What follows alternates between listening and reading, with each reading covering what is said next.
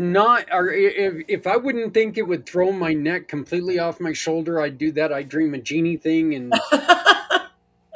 flip my head forward and say blink, and now we're here, we're back, and we're good to go. But yeah, I know I'd throw my head off my shoulders, but we are back with Janet Hatfield right now, and hopefully we'll be getting in a couple other guests here pretty soon. But Janet's one of my dearest friends. She is one of the brightest people I know. She is one of the most caring people I know, and she would be an asset to anybody. And in the nonprofit world, I've worked with you, Janet, now for years. A lot of years. Yeah, and it's always a pleasure.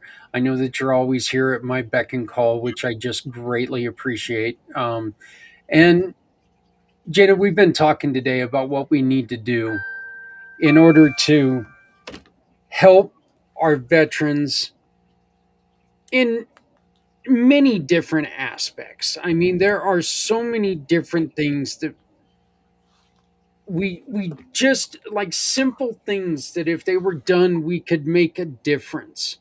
Well, yeah, and there's just way too many gaps out there. I mean, the biggest thing is for people to understand that veterans are not taken care of once once they're done with deployment or anything.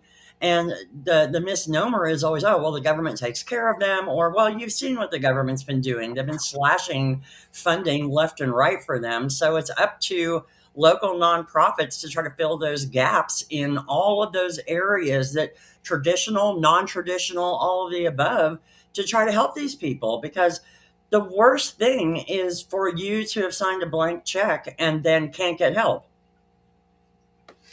Yeah. I had a conversation earlier with somebody, and my my my solution to this problem was very simple. We could take and we can sit there and we can try to um, we can do everything that we can do to make a difference, and kick out these politicians that are in now, and we can go towards moving new ones in, and we can do all this other stuff, or we can do it ourselves, Yeah. and we can work together to do it ourselves. One of those things is going to work, and it's Well, not the one that is thinking about bringing in a new bunch of politicians. well, and The the new ones challenge, aren't going to though, give a shite either. They're just not. well, the challenge on people doing it themselves, I mean, you know as well as I do that every time you spit, there's a new nonprofit that's forming that's trying to do exactly that. But then how do you fund that? Grant pipelines are rough, especially in your first year. Nobody wants to talk to you, nobody wants to deal with you. So then, how do you get the community to understand that you are the foundation of that community with what you're trying to do to help those underserved populations and to help those people that are in crisis right now? Because the unfortunate part is that most of the for profit companies that are out there in your communities, they want to talk a big game on, oh, we support this, we support that, but they don't want to do it with their dollars because they're counting ROI. You cannot Mhm. count people as ROI. I'm sorry, it doesn't work that way. So understanding that, my guilt thing with for profits used to be, I love that you post twice a year. Thank you for your service. But if you really want to thank these people for their service, put your money behind organizations that every day, boots on the ground, are in your community doing something and making a difference for these people. And I don't know how much more clear or, how much more guilt ridden I have to be to people to get them to understand that, look, you help make these nonprofits function. But if you don't step up, then they can't step up. Yet the money doesn't come, like the parents used to say, money does not grow on trees, Yeah, and especially for nonprofits, and it doesn't just especially. up and appear. Yep. It just doesn't do it, and Yeah. they need your help. And this excuse, well, I didn't know it was in my neighborhood, so I gave it to insert big name organization there. Exactly. That Yeah, is the such, nationals. yeah, it's ridiculous because God, ask a veteran in your Right. community, and they'll tell you somebody in your community that can help them, that is actively helping them Yeah. right now. Or try So, going to half of the events that are out there because nonprofits are always there. Janet. It's yeah, like if you want to get specific to, knowing who's in your veteran community, go to the veteran events. It's like you're going to see all the nonprofits that are out there trying to help these folks. And if you can't sit there and understand that this is where they're congregating, then I can't help you. yep, yep. Well, we hear them. We Hey, don't hi see Janet, you. hi Zach, it's Bart and Bill. I'm We trying to don't. Yeah. get the camera turned on. Well, if you look like right underneath the boxes that are underneath your picture on the big screen, there's one with the camera there. Well, Uh, I see the camera and I see Oh, the right here. yeah. I So see the red line through the camera, but it's not activating for me. yeah, try the one up top and see if that works. The one next to the gear icon. Yeah, that's not working either, Zach. You know, you know what, Bart? We can just talk to you. I mean, it'll definitely not be the same because we can't see your pretty face, but that's okay. We can get the message. So, um, We'll and keep messing with it, but I'd like to introduce my vice president, yes, Bill please. Kaufman. Hi, Zach. How you doing? And this Doing is good, Janet. doing good. I've known Janet for years. She used to be with Healing Warriors. Love you, sweetheart. Love you too, baby. So, Well, Zach, um, thank you for bringing us on. hey, you know what? You know what? I look. This show would not be the same without you guys. Okay, we replayed the episode from 2 years ago just the other day, and there were people who were still like still amazed, at it because I like one person said, "Wow, you and Janet really let Bart have it for saying that he doesn't do much, huh?" And we're like, "Yeah, we're gonna keep doing that." So we'll hold it to his fire. So, Bill, how long have you been with Bart? Too long. Well, it's not stopping. I can see that. No, we met Bart in May of 2019, right after my wife's mother died. We met him, and he was displaying his statues. And That's a hard a shot. couple of months later, we went to our first meeting at Pam Vets in Loveland. And then Bart talked to me, and I was retiring. I'm a retired attorney, and I was just about ready to retire from practice. And he asked me to come on the board. I'd say I've been with him 6 years on the board, and I'm member of the board and vice president. And it's been one of the most fun things I've ever done. I can tell you that. You know, Bill, I say this every year because you guys were with us at Families, Cubs, and Causes when we gave away a couple statues to some to a couple older gentlemen there in the park in Alt, and there was one that we gave to him, and because of somebody not doing his job correctly, we didn't have the paperwork for it. So Bart just took the one that he has as a show piece, and told the gentleman that, you know what, we're going to get you your personalized one. We just need a couple days. And Bart presented that to him, and this little guy, and I mean he was a little guy, took and grabbed that thing, and he held it like it was the best thing that was ever given to him, Yep. because it shows that somebody remembers and somebody cares. And that, I think that's the reason why, Bart, we do, when you talk about, when you talk like you don't have a large imprint on people. I love you. I love you, Bart. I love you with all my Right. heart, but you're full of shit. Yeah. Tell me what you really think, Zach. Yeah, you got it, buddy. You got it. You know I will. So, but I saw that, and you had just given my uncle who passed away just weeks before, you had just given him posthumously a statue, and I had more tears in my eyes about that little old dude grabbing a hold of that thing, and it's like he won an Oscar.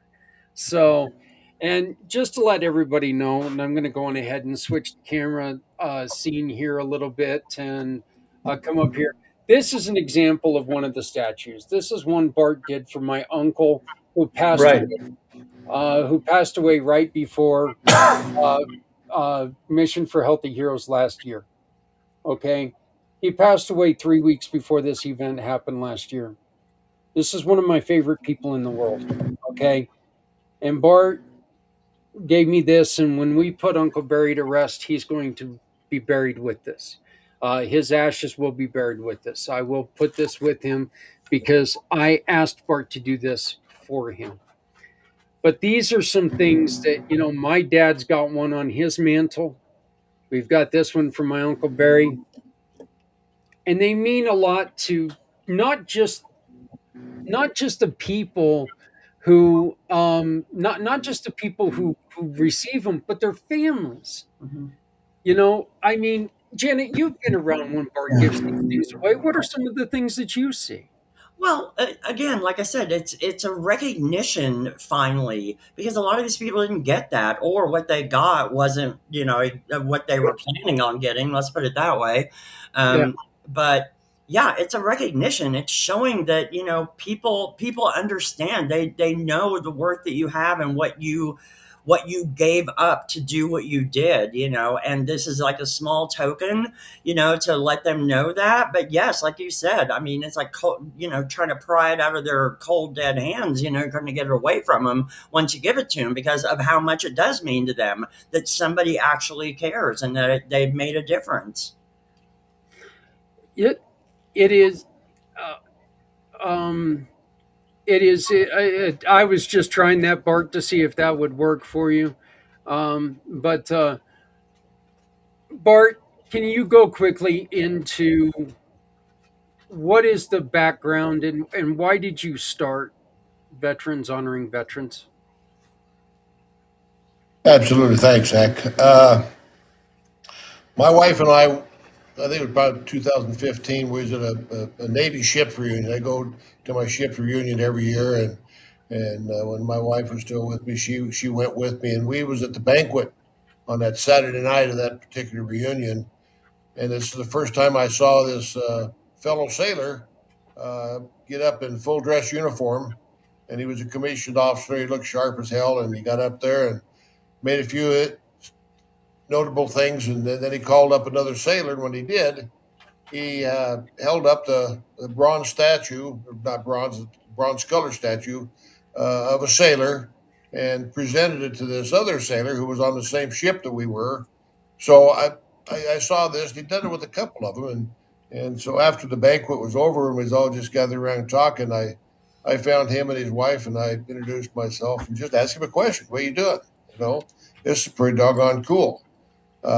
So he said, "This is something I do in my home state, and then it's kind of fun." And I said, "Well, is this a franchise?" Or I said, "Do you have to buy into it?" He said, "No." He says, "You go home and get yourself a nonprofit and start it." So I came back and I got a list of a half a dozen veterans and a civilian, and I showed him the statue that I went ahead and bought one from this company that he bought from, because I didn't have one to show him. So I showed him the one I bought, and I said, "This is what he's doing." I said, "Do you think the seven of us can do anything?" And they said, "Well, let's sit down and talk about it." So lo and behold, if we didn't go ahead and start a 501c3, it took us a while to find a name that we could use that hadn't been used, and Veterans Honoring Veterans. There was one other in the United States, and but they did something totally different than we did. So, but that was in 2017 when we got together. We started presenting statues in 2018, and May of 2025. At one of the breakfast banquets, or one of the breakfast presentations, we hit our 1,000th statue, Oh, and wow. that Yeah, was thank exactly. you. That was pretty impressive, and it turned out that 1,000th statue happened to be a Navy guy, and most of the people up on the in the front are all Navy people. Bill here, he's a poor Air Force guy, and he sat out there and listened to us scream Navy every time a sailor is introduced, and everybody else says, "God, you sailors are all obnoxious," but it's fun bantering back and forth, and remind me what happened 2 Saturdays ago before if I forget. But so that's what we did is we got this started, and we. We had it all set up to where we was buying the statues from the same company as my fellow sailor from my ship did.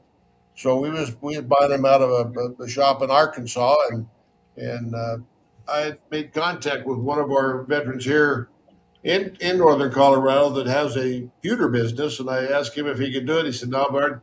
He says my statues would be way too expensive for you to try to move like you're doing now. And I said, "All right." So about a year later, we was at a hockey game out there at the Bud Center, and he walked by and he says, "Geez, Bart," he says, "I'm looking at these again." He says, "I'd like to take a look at the possibility of doing something." I said, "All right." So I gave him all five statues, one piece, and he took them back to his shop, and he cannibalized them, and he looked at every inch and every half inch and every quarter inch to see if there was any trademarks or any patent pendings. Did his due diligence and contacted everybody they could contact, because one thing he didn't want to do, Yeah. he didn't want to start doing something and then get a cease and desist order because he was plagiarizing somebody else's work. So uh, these statues were created in another country, and there's no violations. And while you're there on that bottom one, yeah, that's a female statue that he actually did design that we now have offered to our female veterans, and they're all the same looking statue, just like the soldier that we have, and the sailor we have, and we have the marine. They're all the same. There's You, you, nothing you different. didn't you didn't mention the airmen. Air Force airmen, yes. Uh, yeah, I just love this. You can always I tell don't I don't dare when slip up on anything because I got too many ears. And you, no, so you we at first when we first started, all we had was the eagle, which was a very very uh, favorable statue. I mean, the ladies just loved it. As a matter of fact, some of the guys saying, "How can?" And I now take this for as a joke. Don't because all the politics going around. He said, "How can we guys get that? It's just change your sex." Well, that went over pretty good then, but we don't say it anymore yeah. because all the pronouns is going around. So Yeah. we keep that out of it. But anyway, Yeah. Yeah. that's enough about that. But like I said, like Bill introduced himself as he's a former attorney, and we brought him because he kept his hands in his own pockets, and that was okay. And he's also a retired 7-year state representative for the state of Colorado. So I am so proud to have him on my board of directors, and as a volunteer. Uh, I have started changing it up. I usually take the microphone for every presentation, but we're trying to take some of the responsibility away from me and turn it over to the rest of the team and see if they can't do it. So I'm starting to show some of the veterans that I got on my staff that, hey, this is how we call the veteran. This is how we get the information. This is how we schedule. And then Bill, the last two, every time I've been gone on a vacation or I went to a reunion, Bill took over the responsibility of being able to uh, announce the representative. Well, 2 weeks ago, I was sitting out there just being a volunteer this time, and he calls the last veteran who happened to be a sailor, who happened to be a commissioned officer sailor, called his name, read his bio, called his name, read his bio, no sailor. So as we do all the time, uh, we reported him as AWOL, absent without leave. Okay, so that's what happens when a military person does not show up. They are in report. The police are going after that, and then old good old Bill said, "What'd you say, Bill?" I said, this is how things go with the Navy.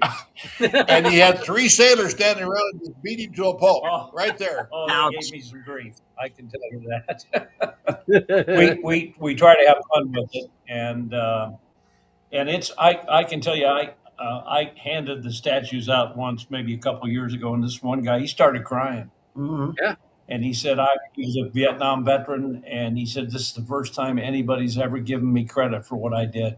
Exactly. And that's I mean that I never went to Vietnam, but that was the war I was when I was in, and this guy had just he started crying. He nobody had ever and recognized him for what he had done. So Yep.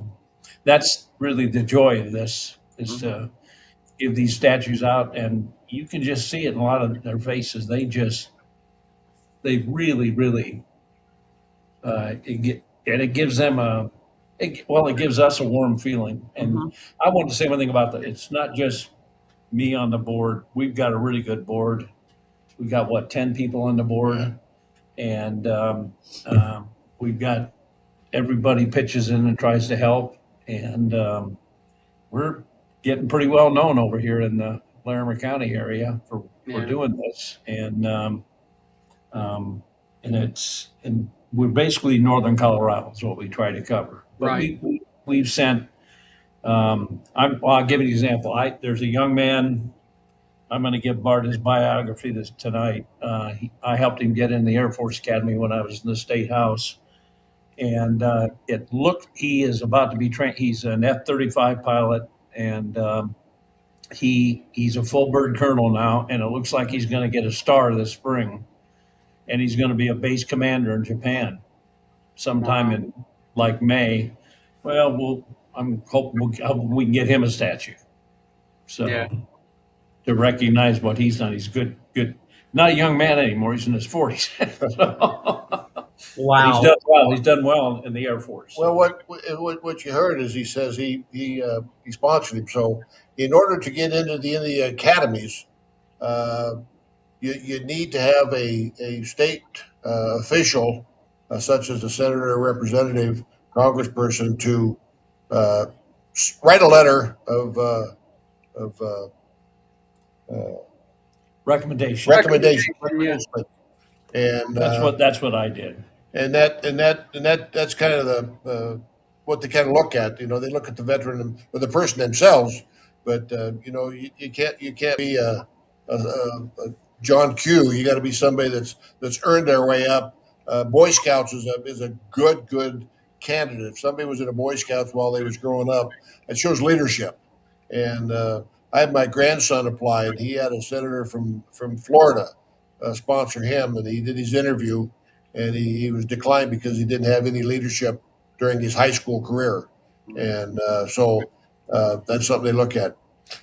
But going back to these veterans who get this, like Bill said, a lot of these veterans have not been recognized, especially the Vietnam veterans. And I'm gonna put a plug in and say something kind of derogatory about a phrase that we all are using and hearing. I am not, and that's the term era. Uh, Yeah. Vietnam era. Now, I'm going to take everybody back to as far as you can go. When the World War II veterans came back from France, and the ones that did not go to France were all World War One veterans. Okay, you never said, well, yeah, I was in during the World War One era. Well, same thing happened when the World War II veterans came home from Japan and Germany. There was no era. Korea, they were not welcome, but the same thing. There was no era. Everybody that was in during the time of those conflicts was a veteran of that war. Mhm. Now Vietnam veterans come home. All of a sudden, somebody coined the phrase era, and I allowed that to go on for a long time, and I got sick and tired of it because let's go on to the Gulf War. All these veterans are coming home from Desert Storm, Operation Iraqi Freedom, since the 80s. They're no era. Okay, so it happened before Vietnam, after Vietnam, no era, but only Vietnam. So think of this as a young 17 or 18-year-old person who's being inducted into the military. They raise their right hand, they're given an oath, they swear to uphold all that stuff, and now they go off to basic training or they go off to the academies, and now they're full-fledged soldiers, sailors, airmen, or whatever they may be. Now, some of those soldiers and airmen and Marines and all those people, sometimes they stay in the States or they get transferred to Germany or they go to Italy or they're on the East Coast, whatever the case may be. Any one of those soldiers and sailors or airmen has got that same opportunity, the ones that are over there, to get called up. Yeah. I've heard so many stories from veterans that said, our unit was on the tarmac. We was in the airplane. We was heading, getting ready to deploy. Well, so to say that you're not a veteran of that war is not fair to them. So I'm trying, and I got a long road. I'll never do it by myself. But the more I bitch about it, the more I complain about it to everybody, there's a great possibility that that era might not be used as much as it was because our veterans are being disgraced. Our Vietnam veterans are being disgraced because they're afraid to use the word Vietnam when they was in the military, and that's not fair to them. So, all right, I'm off my soapbox. Hey, I completely agree with you, Bart. I actually earlier this morning I had somebody come on and he called himself Vietnam era, and I Well, we're and it, trained. It's yeah, muscle memory. We're Pavlov's dog. You tell us, we're going to learn it. We're going to keep it. And I'm trying to break that mold because it's not fair. well, It's, and it's the one thing Let that me let me give you. I got I like to play golf, and one of my buddies, he was in the army during Vietnam, but he got sent to Germany. He never he was in 3 years. He was an artillery officer, and he'll wear a cap that says Vietnam era veteran Mm. because he feels like he shouldn't say Vietnam veteran because he never was there. yeah. Um, that's. But I agree with Bart. I mean, my dad was in the front lines in Europe in World War II, and he was a forward observer for the field artillery. I've got a statue for my dad here at home. posthumously, Zach. Yeah, Same thing. and We like to do that. and right above the statue is I've got framed my dad's Bronze Star and the citation and a picture of my dad in uniform. And it means that those two things together mean a lot to me. And but my dad, it wasn't World War II era; he was a World War II veteran. Period. That's. I Yep. never heard. I agree with you. I never heard the term World War II era. Right. And Same with my dad. He was World War II in Korea. So, he fought Now, in both wars. yeah. Yeah. Well, I tell you, my dad's division was at Marseille, France, being ready for the invasion to be shipped to the Pacific when Truman dropped the bombs. And my dad was a lifelong Republican, but he voted for Truman in '48. And he said the reason he did, he said, he got me home to your mother. Yeah. And my dad didn't want to fight. He didn't, just, he wanted to get home. Yeah. Yeah. My dad actually ran the first radio broadcast and leaflet society. Wow. All the Wow. psyop stuff. Yeah, I And have it. Janet, thank you for your father's service. Yeah. Thank you. That's also what I do when I meet someone and they say thank me for my service. My dad, my uncle, my brother, uh, alive, passed away. Doesn't make any difference. I always say, please, yeah, thank you and thank them for their service because it took every one of us. Yeah, And keep that in exactly. mind. Keep that in mind. The people who are stateside, the people in Germany, the Yep. people who are in France, they're all doing something for the cause. Yep. Exactly yeah, right. Our yeah, families who yeah. I was going to Oh, say, Bart. That's one of the things that I do. I thank I thank the wives because the yeah. wives, the The wives took on sacrifices a that the family completely make. different role. Exactly. Yeah, the sacrifices a family makes are things that no one takes into consideration. Well, I want to do a little plug for Veterans Honored Veterans because there are now, count them, 5 breakfast clubs that are trying to coin the phrase PAMVET, which stands for Proud American Veterans. We have 2 of them in the metropolitan area that are in a Golden Corral.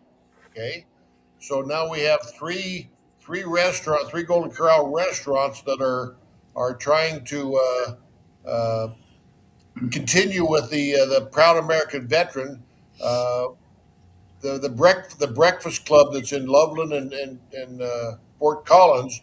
The owner just bought a restaurant in Greeley, so there's a breakfast club in Greeley that's called Pamvet. So I am trying to get our funds a little higher so we can maybe start sending some of the staff from our Loveland Veterans Honored Veterans to these other restaurants and start spreading these statues around to more and more veterans. But it's going to take a lot more cash than we've got. It's going to take our staff a lot more time because you're going to be traveling. So I want everybody to know that they can go on veteranshonoringveterans.org, and I'm sure Zach will share that for me Yes, I will. Yes, I and will. put it on his site because it's so important that we continue to get these statues in these veterans' hands.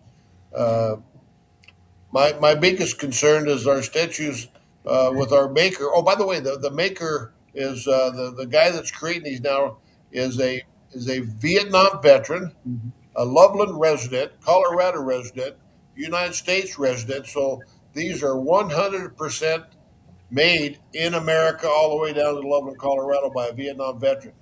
But he's not a young. Well, you know him, Janet. He's Gary, Gary Ray, yeah, Gary Ricker. love So my Gary. yeah, so it's we got donation button on there. So anybody that wants to uh, jump in there and do a donation, we have a tax number. We'll send you a tax letter that will allow you to write it off on your taxes for a charity. So please, anybody that might be watching this, feel free to go in there and spend some of your hard-earned money on a statue for a veteran. And you and Well, I need to connect and let me see what I can do to help too. Janet, yeah, we've been talking about getting together for coffee. We just got to make a date, We got to sweetheart. do it. Yeah. well, Bart and Bill, I brought on a wonderful, wonderful friend of mine and somebody who runs a website that I would really like to connect you guys, and I will do that via email. But this is Santa Papa John. He is a really good friend of mine. He and I do a lot of things together. But Santa, can you please tell them a little bit about Warriors Beacon of Hope? Because I think that these guys belong on that website. Well, how's my microphone sounding? Hey, you know what? You don't sound like a damn robot. So Well, that's you're good. all good. Awesome. The last time I jumped on this about an hour and a half ago, it was like wah wah wah wah because computers have a wonderful way of changing your settings all by themselves, and I had to go into my settings and going, what the frick is going on? Well, nice to meet you both. And, I'm Santa Papa John, and I have been doing Santa going on. I just finished my 8th season. Yes, I do the normal things of the home visits, the daycares, the businesses, but I'm a retired truck driver with 3 million miles under my belt. And then through the power of networking, I started expanding my horizons, expanding my thinkings, and, I've got well over 100,000 followers on social media. Wow. And I ran into quite a few veterans that started saying to me, I'm on the waiting list. And I said, we're the biggest and the baddest in the country in the world. Why do we have to treat our veterans like this? This is not acceptable. We have to do something better. So through many conversations with my wife and her praying to God and meeting Zach and different people, I said, what does Santa have to do with veterans? And the conversations went on that, Santa's a reliable, he's an honest character that, can promote some positive things for our veterans. And through the conversations, the warriorsbeaconofhope.com has now sprouted. And what it is a veteran site that, through the conversations that I've had with many, many different veterans, many, many different organizations, I said, is there not a national list of services to help our veterans? Because Bill goes on holiday, he lives in Seattle, he goes to on holiday St. Louis, and all of a sudden he needs some services. And where does he go to look?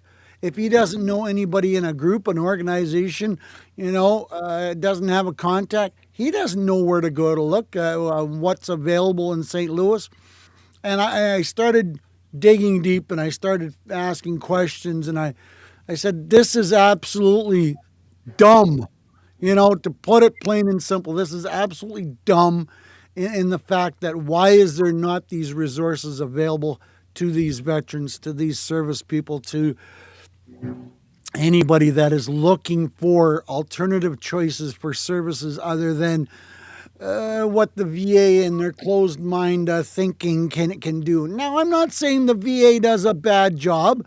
They do a wonderful job and they help a lot of people, but sometimes you're on the waiting list.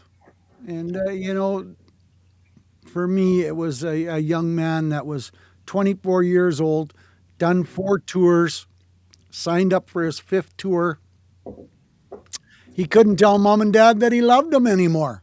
He had seen so many things overseas that it had affected his brain cells. And where have we seen that before? Where have we talked to people like this before? And I said to him, when was the last time you went and seen a psych? And he says, I'm on the waiting list and it's going to be 5 or 6 months and I'm going to be deployed in 4. I said, this is not acceptable. We have to do better. We have to do bigger, brighter, better things for our veterans. So I was able to introduce them to a few people, but that's how this mission started out for me. And what it is I'm compiling a list, a nationwide list. It's growing slowly. I'm having some issues, getting people to convince, but you know what? It's growing steadily. But it's not just services.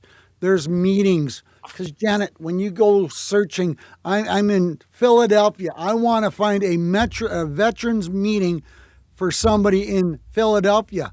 There's no listing there.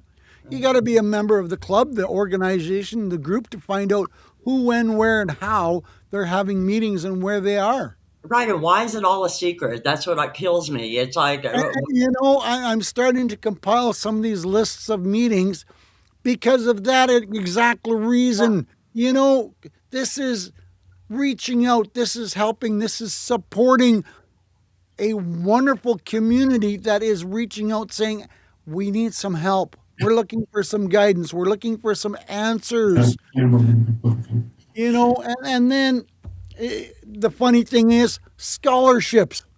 I was talking to a lady and her husband's a retired veteran and her son was college age and he was getting ready to go to college. What scholarships are available to veterans? She couldn't find any. 2 months after her son was already in school, she ended up talking to some guy and he goes, oh, you want the list? And she goes, what list are you talking about? Well, here he sent her a list of about 100 scholarships set up specifically for children of veterans. Again, why, like your comment, Janet, why is it a big secret? yeah. So Well, now, because I think part of what happens is that nonprofits end up thinking that they're in competition with all the other nonprofits. And that's Yeah. why no one wants to give out the information because they're afraid that they're going to get cannibalized by somebody else. yeah, Instead of saying, look, we all need to work together because we all have the same common cause to help. So, hello, Well, yeah. you also got to remember there's been some bad nonprofits sure. that Yeah. took the money Oh, those from the never good exist. people Come and on. and put it into their pocket. So, Mhm. uh, and they're very, very, very, very big one too. A Yeah, very and they're powerful. still around. They're still around. You know. Yeah. Well, Zach will know exactly where I'm going with this statement. In that last meeting that we were on, that we were a bunch of great people, a bunch of family members that support each other.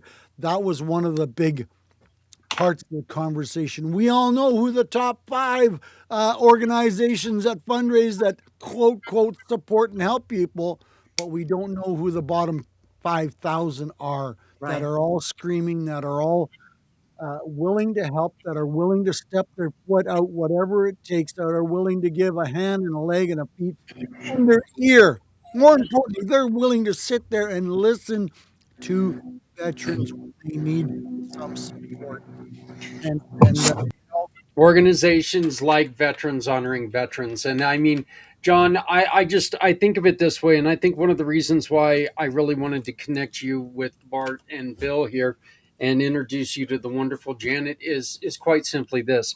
You've got a thing working where you're talking about putting events on Warrior website. Could you imagine if every veteran that came to visit Northern Colorado knew about the Pam Vet breakfasts? They're already packed. They're yeah, already packed. They've already got more people than seats. yeah. But could you imagine how much more celebration there could be if if everyone who served and everyone who supported our veterans saw that there was something twice a month at these restaurants that we could go to and we could stand beside these heroes. Could you imagine how much power that would have? And potentially, Bart, that could be a potential to really start the fundraising and get it working in the right way. But more importantly than the celebration, Zach, is how powerful would the communicate, how powerful would the talk, would the conversation be that there would be some place that they could go to talk openly. What a concept that would be Yeah. to fellow veterans, to people that support them, that are honoring them, that are helping them. What a conversation to be a fly on the wall to listen to some of those conversations. That would be absolutely breathtaking. Yep. Yep. So, um, Bart and Bill, I want to thank you guys so very much for jumping on here. You bet.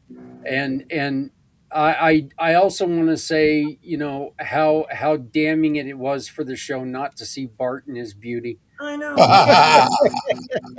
It it I think it might be, and I've heard some tough stories today, guys. All right, but not seeing Bart's beautiful face, that might be the thing that like, yeah, yeah, broke my heart the most today. So, Yeah. but Well, Zach, that makes me feel good, really does.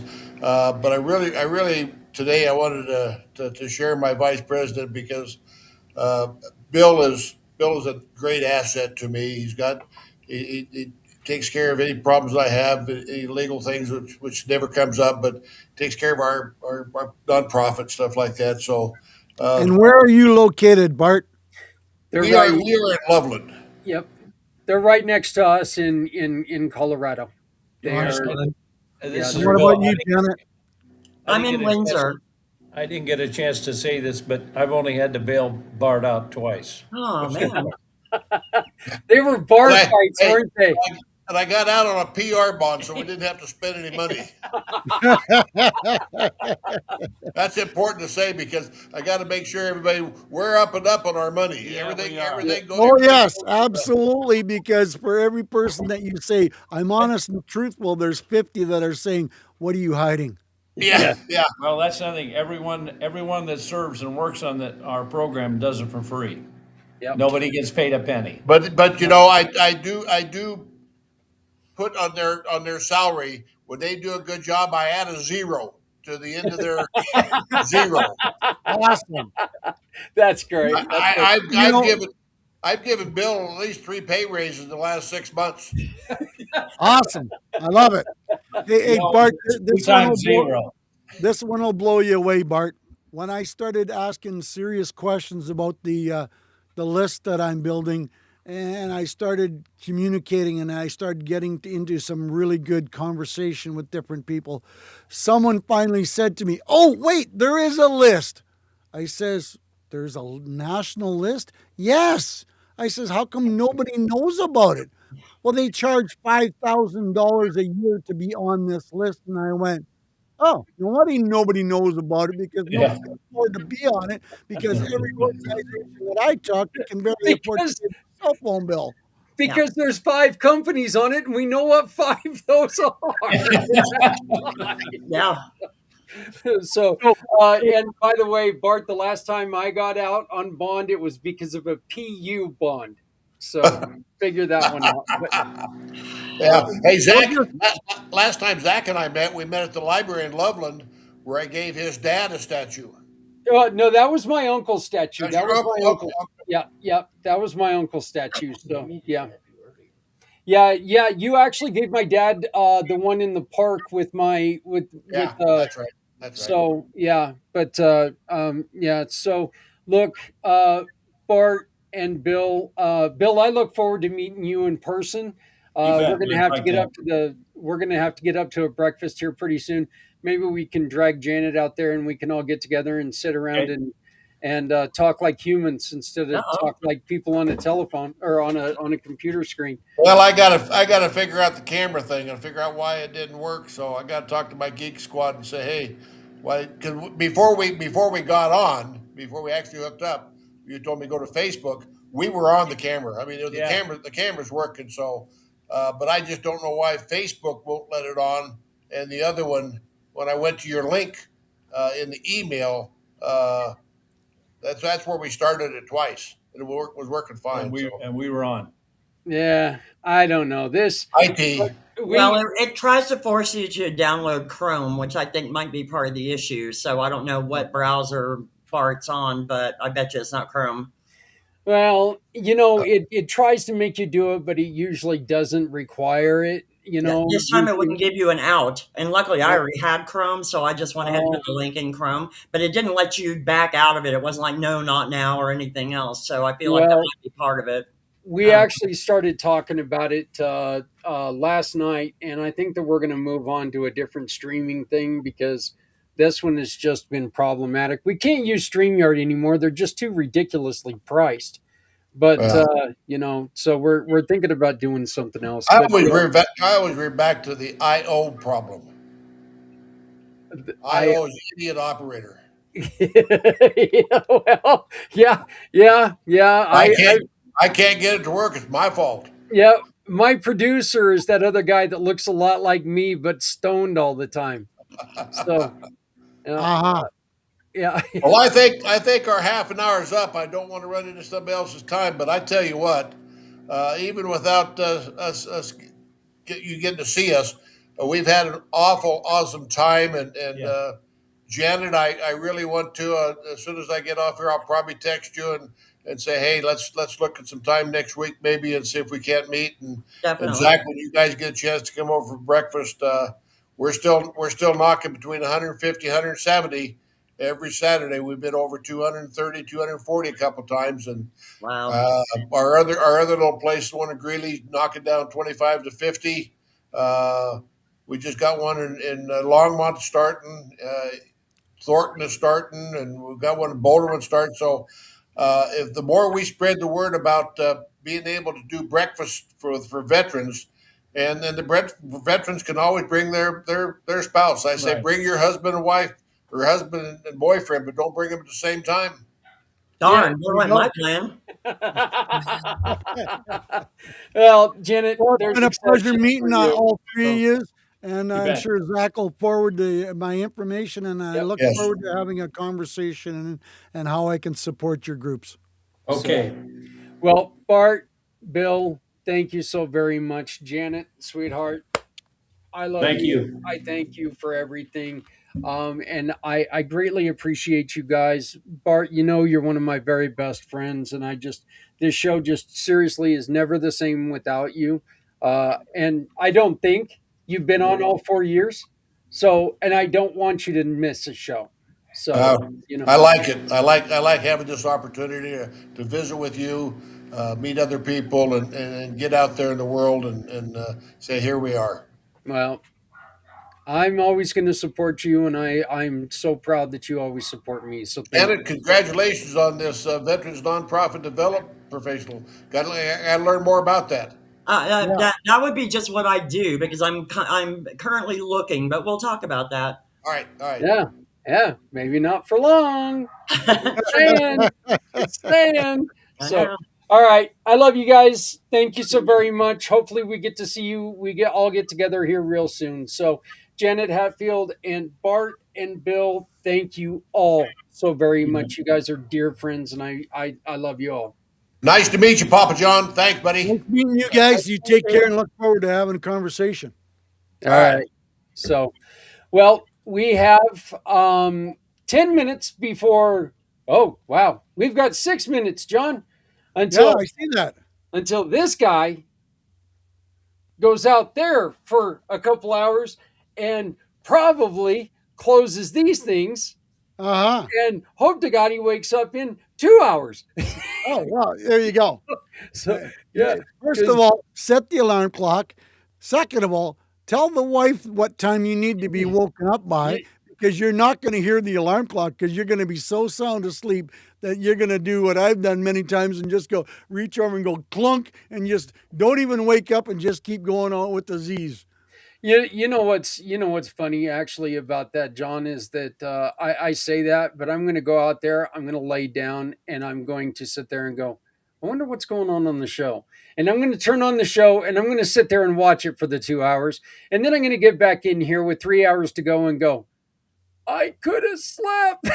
Uh, So, it happens every year, yep, yep, every no year. kidding. So, but Papa John, I really want to thank you, and one of the reasons why I really wanted to bring you on right then and there is because I wanted you to meet that group of people. Yeah, I have worked closely with them for years now, and it Janet was let go from an organization, and it just broke my heart when that happened because they, look, smart people think they're smarter than they are oh, sometimes, we've all heard the stories. and it just she would be I'm telling you right now, if I had a pot to piss in, that lady would be working for this company, and I would let her run it because she is just so smart, she is so brilliant, and and that other company, they're feeling it now. They're Good, feeling it now. good. You can't let go of Hey, good I people. heard you We had a good. know that. We're seeing it everywhere. I heard you had a good conversation with Peter the other day. Yeah, yeah, And he's got some pretty amazing ideas, and this new technology is really lighting up the screen, and we'll see where it's going. I'm going to, we're just working on a big, I'm going to be doing a big advertising campaign for him here, and he's just blown away on what I've come up with for a script for it, and I've done a couple versions now, and there's been a couple little glitches in it that we're going to fine tune, but he turned around and told me this morning. He says, he says, once we fine tune this a little bit more, he says, I'm going to be sending this to 160,000 nonprofits just in the UK. How many is there in the United States? I'm going, millions. You yeah, so, I mean, it's for nonprofits, this is a pretty big opportunity to venture into something new and exciting that especially the younger people are going to understand and fully take advantage of. And for nonprofits, it could be a big way to raise some pretty steady money. yeah. Hey, Jeremy, if you're there, please pop on. I want to introduce you to Papa John. He's got an amazing program that he's doing, and I'd love for you to come on. Um, Papa, do me a favor. This is a really good friend of mine. This is Jeremy York. He's the founder of Things Network, the paranormal group. But Papa John, tell us all real quick about what you're doing with people with autism and people with dementia. Absolutely. Jeremy, what is nice to meet you. My name is Santa Papa John. I'm from Minnesota. And what does Santa do after Christmas? Everybody always asks that wonderful question. Well, right above my head, right there. I'm a storyteller. It's becoming such a lost art. But now I read stories every Wednesday night online for free. And I can get you the link, and Zach can get you the link for that. Absolutely. I made a custom family story for Zach and all his grandchildren last year. But now I'm taking it through the power of networking, Jeremy. People have said, you've got a gift, you've got an ability, you've got a way to create some positive, happy, joyful stories. Take it to the next level. And of course, your ears go bing, bing, bing. What's the next level? Take it to nursing homes, senior care, group homes with autistic children and adults. We all know they need another reason to smile, giggle, and laugh because sometimes they don't even have one. So I've created a 1 hour interactive on Zoom way of telling stories, way of answering questions, way of interacting with all these different residents. And I can do it worldwide. I had a very good one-on-one with a young lady last week from Australia. I did not know this. She was a retired teacher. She was a retired librarian that had started reading stories during COVID when everything was shut down, and then she stopped because she got too busy with it. And when I told her what I was doing, she was absolutely blown away. So she's now sharing my information all around Australia. I'm doing a bunch of stuff with people in Scotland and England, and of course, I'm building it up in the U.S. and Canada. So I'm looking for introductions for activity directors, and I'm having fun with this. This has changed my life and changed my world. And my stories are not the same old, same old, same old. And they're not always about Christmas. They're not always about elves. Last week, I did a story about a cookie and how it was meant to be shared. Well, I had a psychologist who was 76 years old on my story time. And I'm reading this story. I ran into him the following Monday, and he said, John, he says, I really got to tell you that your story was so good. He says, my mouth was watering. You were describing the cookies. So I found another new little niche for Santa to share happiness year round worldwide. That's awesome. That is really awesome. I like that. Yeah, Yeah. uh, Jeremy's got a lovely daughter with who has autism, and so when I was telling him about your program, I wanted to make sure that Jeremy knew about it, and so I wanted to make sure that I was able to bring you on and introduce you to him as well. So, uh, where Where are you, Jeremy? I'm in Fort Wayne, Indiana. Okay, so you're an hour ahead of me. So I read stories for free every Wednesday night at 7 p.m. Central. That might be a little bit late for your daughter, but it wouldn't be the first time someone said, maybe try an hour earlier to see. I haven't done that yet, but I've come up. Is she still living at home? How old is she now? She's 20. Does she live in a group home setting or does she still live at home? She's not. She's home. Okay. Yeah, she's home. For her, the what she has is a genetic mutation that how basically she wouldn't understand a single word anybody says to her. Oh Uh, boy. to put it simple, yeah. She understands more emotions and tones, Yep. Yep. but for words, she doesn't understand hardly anything. Have you been introduced to Mary Stanley from southern Minnesota? Probably not. We need to connect and some information, and I would love to give you an introduction with her. She's got two autistic children, and she was so fed up and frustrated with the lack of communication from the doctors on not giving her the answers. And I know you're going, yep, I've been doing this for 20 years. And she turned around and she started her own foundation, and she now speaks to people all over the country on different ways to interact with autistic children and neurodivergence, and just give them some answers. So it's she's a wealth, and I work with her quite. We do a lot of stuff together, and I've met her children, and they're beautiful children, and they're wonderful. One is really high on the spectrum, and one's really low on the spectrum. So it's you know but the older girl, she loves listening to my stories, and she pays attention. And she says, Mary says, I've never seen my kid pay attention to a screen for 45 minutes in my life. Well, I can get her going on my screen for 45, 50 minutes. So that's, I'm not saying I'm the best and there is, but boy, I'm sure learning, and I'm taking one step at a time, and I'm having fun.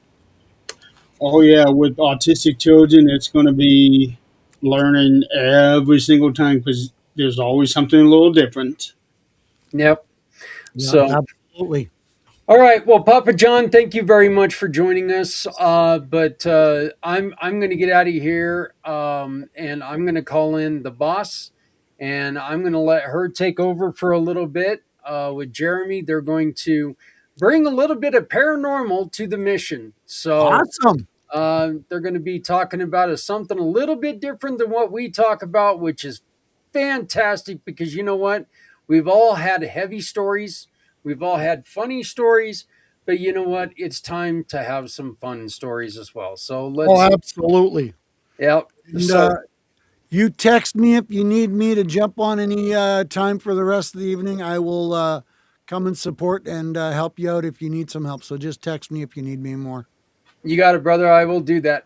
All right. Nice meeting you, Jeremy. I hope your show goes over fun. I hope you enjoy yourself, and we'll talk to you soon. Take care. Sounds good. All right. So that's Santa Papa John. Thank you very much. Jeremy, what you guys going to be talking about tonight? We're actually going to talk about what happened to Adrienne when she was working at the hospital. She's told the story on Supernatural Talk a few times, but she's never told it during this event. We're still going to be telling some heavy stories. Oh, right on. So you're going to talk to my TV star wife. No, we're I not going. might not have to worry about taking a nap. I'm going to get my ass knocked out. We're not talking about that story. We're talking about the other one. Oh, okay. Yeah. Well, Jeremy, I'm going to let you take over for the next couple hours. You and Adrienne, you guys have fun. I know that when we switch to when it comes time for Lynn to come on, we got to switch to the next. Right. We got to switch to the next studio. But I just sent Lynn the link for this one if she wants to join you guys in about an hour. But until then, I hope you guys have a good show. I'm going to get out of here for a little bit. So thank you very much. Go Bye-bye. get your old pizza out of the fridge. I'm going to go ahead and get our video going. I'm going to get my old piece out.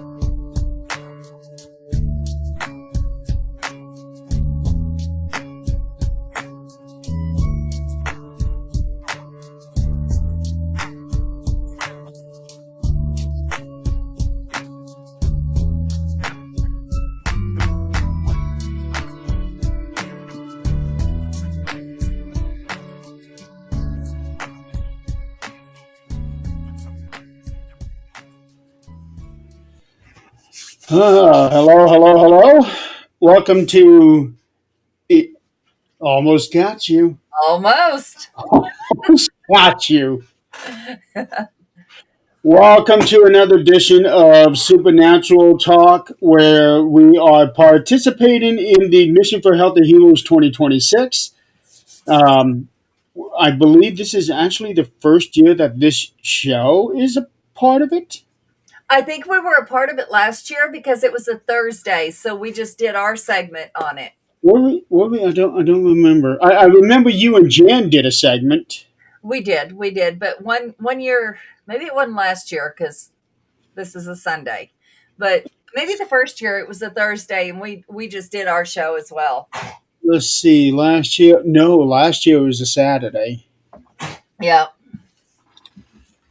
So, but either way, for those who are joining us, get prepared for something a little different, or not so much, because we are going to be telling a story that is still kind of heavy hitting. It's something that Adrienne has told a few times on Supernatural Talk, but never actually on the marathon. Um, but it ties in because it was a very traumatic experience and people were severely affected by it. Um, just just an all around bad story. Nothing good, I don't think, ever came out of it. It didn't. So it doesn't involve mil- actually no, it does not involve military, but it does involve nurses and doctors, which are every bit the heroes that military personnel are, because they're the ones, quite frankly, that are saving people's lives. I know they saved mine 4 years ago. Mhm. Uh, they saved Zach's over a decade ago. Yeah. Yeah. So, so we're gonna jump right into it. Adrienne is basically going to be doing most of the talking because this is her story, something that she went through, and yeah, well, take it away. Yeah, so in the late 90s, I was working at a hospital, small local hospital. If anybody wants to look it up, it was Veneta, Oklahoma. Um, it was Craig General Hospital. I was a head cook there. My best friend and I were, partners in cooking, and she was my assistant. We had been there. I'd actually been there 4.5 years when this happened, and all of a sudden, my friend comes walking down the hallway. It's about 4 p.m.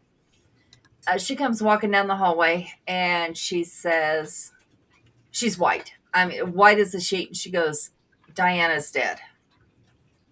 I said, "Excuse me?" She goes, "Diana, our nurse, she's dead." I said, "Is she in the ER?" She goes, "I don't know." Like, she was completely. I said, "Okay, um, let's go see." And so we started walking down the hallway, and our kitchen was way at the end of the hospital. We start walking down the hallway, and ICU is at the end of the hallway. And she said, "No, she's there." What? I look over the desk, and our head nurse is laying there. The brains are splattered all the way up to the computer, which is about 5 feet away. Oh, I said, and she's covered with a sheet at this point, but the brain matter obviously is not. And I was trying to figure out what had happened. And all of a sudden we get this over the intercom: "We're on lockdown. You're not allowed to call out. You're not allowed to do anything." Cell phones weren't really, you had to be pretty rich to have a cell phone at that point. And I'm like, Okay, I have a family at home that doesn't know. Do I?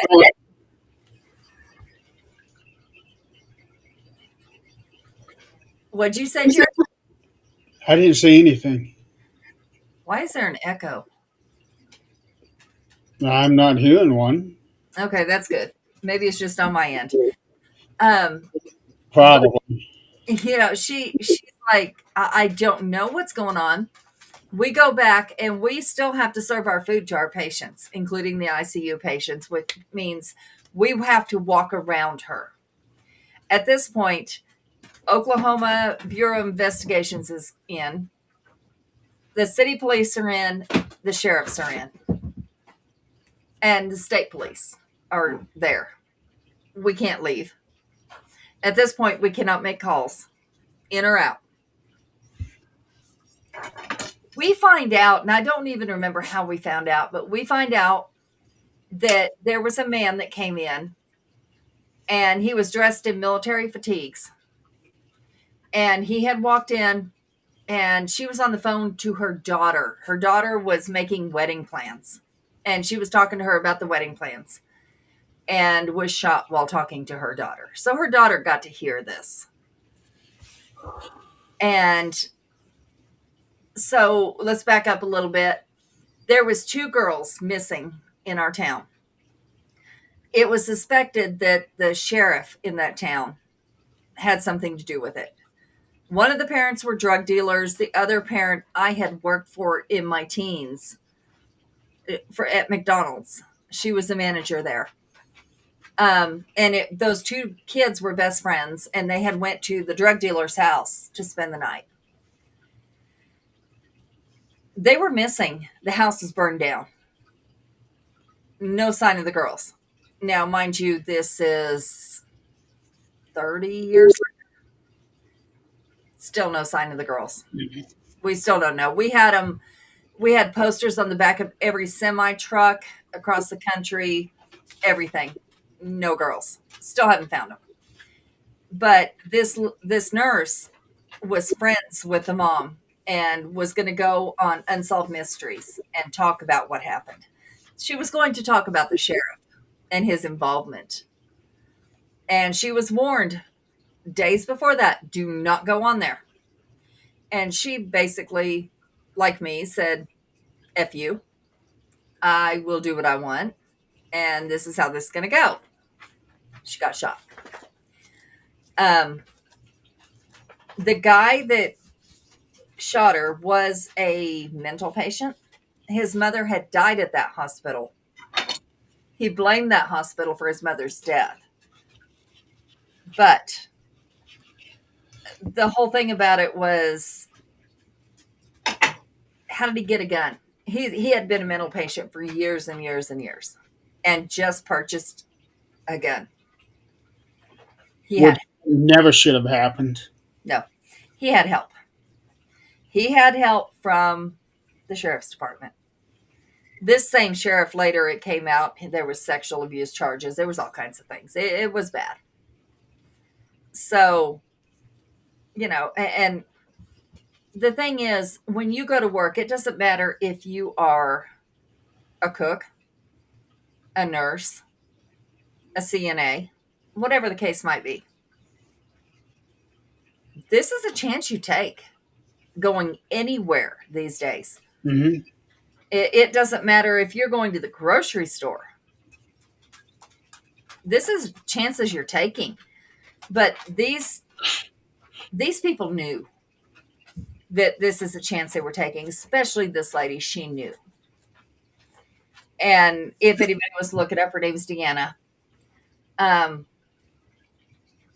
She knew that this was a serious possibility. And she wanted to do what was right. Not just in her nursing field, but in her community. Wanted to do what was right. And this is what happened. Now, the rest of us, we didn't know all the ins and outs for quite a while. But we had to listen to this and all the rumors as a matter of fact, one of the nurses The man went outside. He had a sword when he went outside. And of course, the police surrounded him and said, you know, down or you're going to get shot. And he stood on one of the nurses' cars. Well, he got shot. And that nurse had to drive around because she had no more money to buy another vehicle. She had to drive around with that gunshot and blood in her car from where he was taken down. And you know, all these personnel came back the next day, every one of us. And we came back like nothing happened. We had to take care of patients. That was our job. That's what we had to do. But, you know, of course, you know, this many years later, I don't think about it too often unless, you know, something like this comes up. I look up how the daughter's doing. You know, she has kids now that mom never got to see. She has, as a matter of fact, I think one of her daughters, her granddaughters, would have been her granddaughters, is now pregnant. She would have a great grandkid now. Wow. So, you know, this is all things that have been missed. And all because somebody came to work and tried to do the right thing. Now, in this day and age, you know, we're looking at police officers, first responders, EMTs. When they go out there, they are looked at, especially with everything going on in the world right now, especially in the US. They are looked at as the wrong side from some people. And they are not respected like they used to be. Right. So, you know, they go out there, all the only thing on their mind, they are trained and they took an oath to save lives. They go to a scene, let's say they go to a murder scene. They have to calculate how much blood was lost at that scene. What do they think was lost? And they have to call that in ahead of the ambulance to the doctor that's about to see them. You know, okay, 2 liters of blood lost, you know, whatever. You know, they have to concentrate. They have to do this while they have people on the sidelines calling them names because they are working with the police. Our police officers are going in and, you know, of course there's bad police officers. There's bad everything. Oh yeah. But, you know, they're there every day. When they wake up in the morning, I can't imagine waking up in the morning and thinking, how many people are going to hate me today? When you took that job, 90% of them took that job because they wanted to help people. And this is no longer the case. I mean, they're sure they still want to help people, but you wake up thinking, I am one of the most hated professions in this world. And I have to go out there and act accordingly, you know, like, you know, I have to care about people. It's hard to care about people. If you ever look at TikTok or even Facebook, where they have body cams of police officers that are being cursed, called names, called racist, called, you know, whatever the case might be. And they still keep it professional. I'm sorry, I couldn't. It would be a very hard thing to do that. Absolutely. But they do it. I couldn't. I would tell them where they could shove it. That's why I'm not a police officer. But Yeah, I'm sure there are some who do. with the body cams now, they really can't because they can get that charge thrown out. Now, the body cam might accidentally go out, which mine definitely would. And I would tell them exactly what they thought, but that is why I am not a police officer. or a first responder. I I could not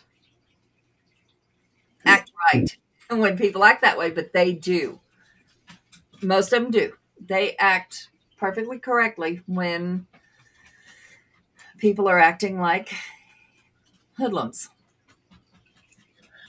I miss when back when it was like during the initial months after 9/11. Every police officer, every doctor, every nurse, they were treasured. Yeah. Yep. They were revered. They were so respected. And now, 25 years later, like you said, they are the most hated people. Among the most hated people, let me put it that way. And it's not okay because you have two choices when something happens. You call those peace officers and have them come handle the situation, Mhm. or you handle that situation, you go to prison. That's your choices. Pretty much. I mean, what choice are you going to take? If you're sane, you're going to call them. If of course, if there's an immediate emergency and it's your life or theirs, yeah, that's a different story. But they still have to come in and do a correct analysis of that scene. They have your life in their hands. They Well, have their life yeah. in their hands. It's not a job I would like to do. So Yeah, because you never know one day or the other if somebody's going to target you. thanks, Nikki. Yeah, absolutely. Well, let's go there. I was working as a paralegal right after the hospital. I was working as a paralegal. As a matter of fact, I was going to go to law school. The attorney that I was working for was going to put me through law school and give me his firm. Great, fine. When you raise 5 kids, though, that doesn't work out real well. Well, you definitely got the chops for a lawyer. You can argue the hell out. I could, and he recognized that. We were in a podunk town in Kentucky, and for years he had this law firm for years and years, and he should be retired by now, but I've talked to him since, and he's not. He's working out of Louisville right now, but that's not where he was working at the time. He had a firm where we were at and a firm in Louisville. But it was such a small town that they would take the files. Like the computers weren't a thing when he started. Like they were, but all you did was like write programs on them and Mhm. maybe your document, and that was it. It didn't hold files. It didn't do any of that. So it's like, okay. He said, well, I've got this, like these really old buildings that were storefronts. And then at the top, there were apartments. He stored things in this storage building at the top of a storefront. So that's where all his files are at. That's where all the files were at. I was in charge of disposing of those files because they were over 50 years old. Gee. Yeah, him and his dad. I'm like, okay. We disposed of them in a bonfire. I mean, Podunk, Kentucky. That'd be about the easiest way to do it because that's a lot of paper shredding. We had a bonfire and we had fun doing it. But while I was working there, I was in charge of family law and disability cases because a paralegal can argue disability cases. Family law, I did the intake. I briefed him on the way to the courthouse. Courthouse was 2 blocks away from our office. We would walk there and I'd brief him on the way. Okay. That's, that's a lot of responsibility. Yeah, it would be. but it was fun. And Because that's people's lives in your hands it is. right Very there. much is. And what people don't understand is, yes, there's opposing sides. There's her attorney, his attorney, or, there's a criminal attorney and there's the state. It might be an assigned attorney. But in the end, we all go to lunch together. This is not a personal vendetta. We do our best in the courtroom. We all go to lunch together. We're all friends. That's the way it is. They portray it on TV as, oh, this is so terrible. We're all friends. We have a job to do, and we're all friends. One of my all-time favorite shows is Suits. Yep. Yeah. Yep. Yeah, and so we would all go to lunch together. Well, one of my clients, his clients, but my client, saw us all going to lunch together because we all went to the park. It was a nice day. We had a picnic. He followed me home with a gun because I was the face. It wasn't the attorney. I'm the one that did the intake. I'm the one that did the documents. I'm the one that talked to him. He followed me home with a gun. Oh boy. Yeah. Threatened to kill me because he lost his case. He lost his case because he was an abusive idiot. But, all he saw was me. Not the attorney that fought. It was me. And thankfully, by the time I got home and he pulled that gun, my husband had one too. Mm. And he quietly left. Thank goodness. That was the end of my paralegal career. I said, I'm done. I do not want to be a lawyer. I'm good. Yeah, because you're very likely to have a lot of people pissed off at you simply because you lost the case. Yep. And that is something that happens, and that's something that happens with most fields. Even in my line of work right now, if somebody knew where I lived because they didn't get what they wanted. I know you've told me some of the stories. Yeah, they could very well come find me. Thankfully, we don't have to give out any information except our first name. Good luck finding me on the first name. Matter of fact, I Googled first and last name, and there's about 100 of us in the U.S. So I'm good. But, and this doubles down on first responders, on police, on, it really doubles down on them. If somebody were to follow them home, and I'm sure they do, they just don't tell those stories so that others don't do that. When that happened to you, did you report it? I did. But our town was a town of 3 policemen, 1 main policeman, 2 understudies. Oh boy. And this was the town that I would be going over the speed limit by a little, not much. I'd get a phone call. I'd pick it up while I'm driving. Hey, do you really want me to pull you over? What? I said, girl, you better slow your ass down. I said, yeah, whatever. Meet me at the restaurant. That's actually kind of funny. Right on there. Wow. I never got a ticket. I got a call. That doesn't happen. It does in a small town. This is Taylorsville, Kentucky. Look it up. Not very many people. What, Kentucky? Taylorsville. Taylor, of course. Yep. It is a tiny, tiny little town.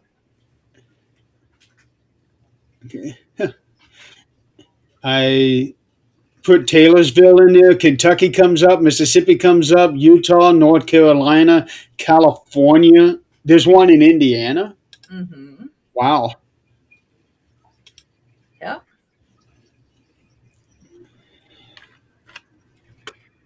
Yep, and that's where I worked. That's right by Louisville. Uh-huh. Yep.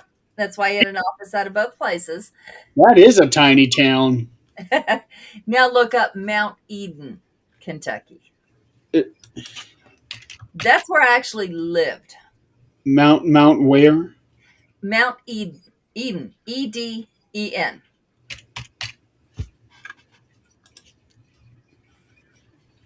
Then you'll understand why the phone call. Yeah, that's even smaller. They're both basically blink and you miss. That's it. We used to ride horses into town. That'd be fun.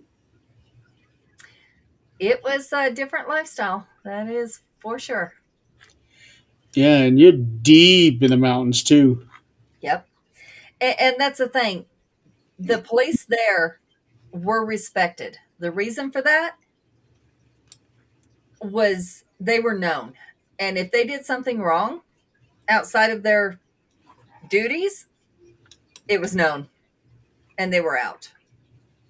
Well, Mount Eden, well, even Taylorsville, gives me Mayberry vibes. Oh, yeah. Very much so. Oh, yeah. Everybody helps everybody. That's just the way it is. Now, if I was going That 10, won't happen anymore. no. Well, it does there. But if I was going 10 over the speed limit, yeah, I'd get stopped. That'd be the end of it. Yeah. Matter of fact, I did get taken to jail while living in Mount Eden. I sure did. And how did that go? I still have respect for every cop that was there. I lived out in the country, and husband was at work. I was out in the garden. 5 kids. 5. And my husband wrote a rent check, and I wrote the rent check. Neither one of us knew the other one had done it. Mine bounced. Well, when you have a $500, which, yes, it was $500 back then. When you have a $500 check bounce, that's a felony. That's serious. I didn't even know about it. I get a cop come to my door. He says, "Sweetie, I got to take you in." Mind you, let's go back. I'm in my 20s, okay? I'm in Daisy Dukes and a tank top out in my garden. I look down. I'm like, I'm filthy. I'm not dressed. And what's my kids going to do? He said, "Come on, let's go in." He goes inside my house. He said, "Let's make some calls." We made some calls. My landlord came and watched the kids. Well, I went. He let me get dressed. He let me take a shower. He waited while I did all that. While the landlord came, watched the kids, I went in. Mind you, I worked for the attorney at this point. And he said, "We're going to call your attorney." I was like, "Why? I can do this." He said, "No, ma'am, you're not." Okay. I sat in this damn cell for 12 hours. 12 hours because they didn't call the judge. Really? By the time they called the judge, there was hell to pay. Because they were pissed off that they didn't call him. These people go above and beyond.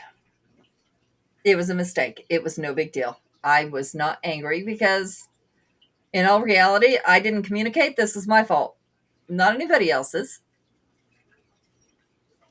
But this is what they do. And they still do this. If you look anything up in Taylorsville, this is still what they do. This is normal. In small towns, this is the way it is. I was out, went to court within a week.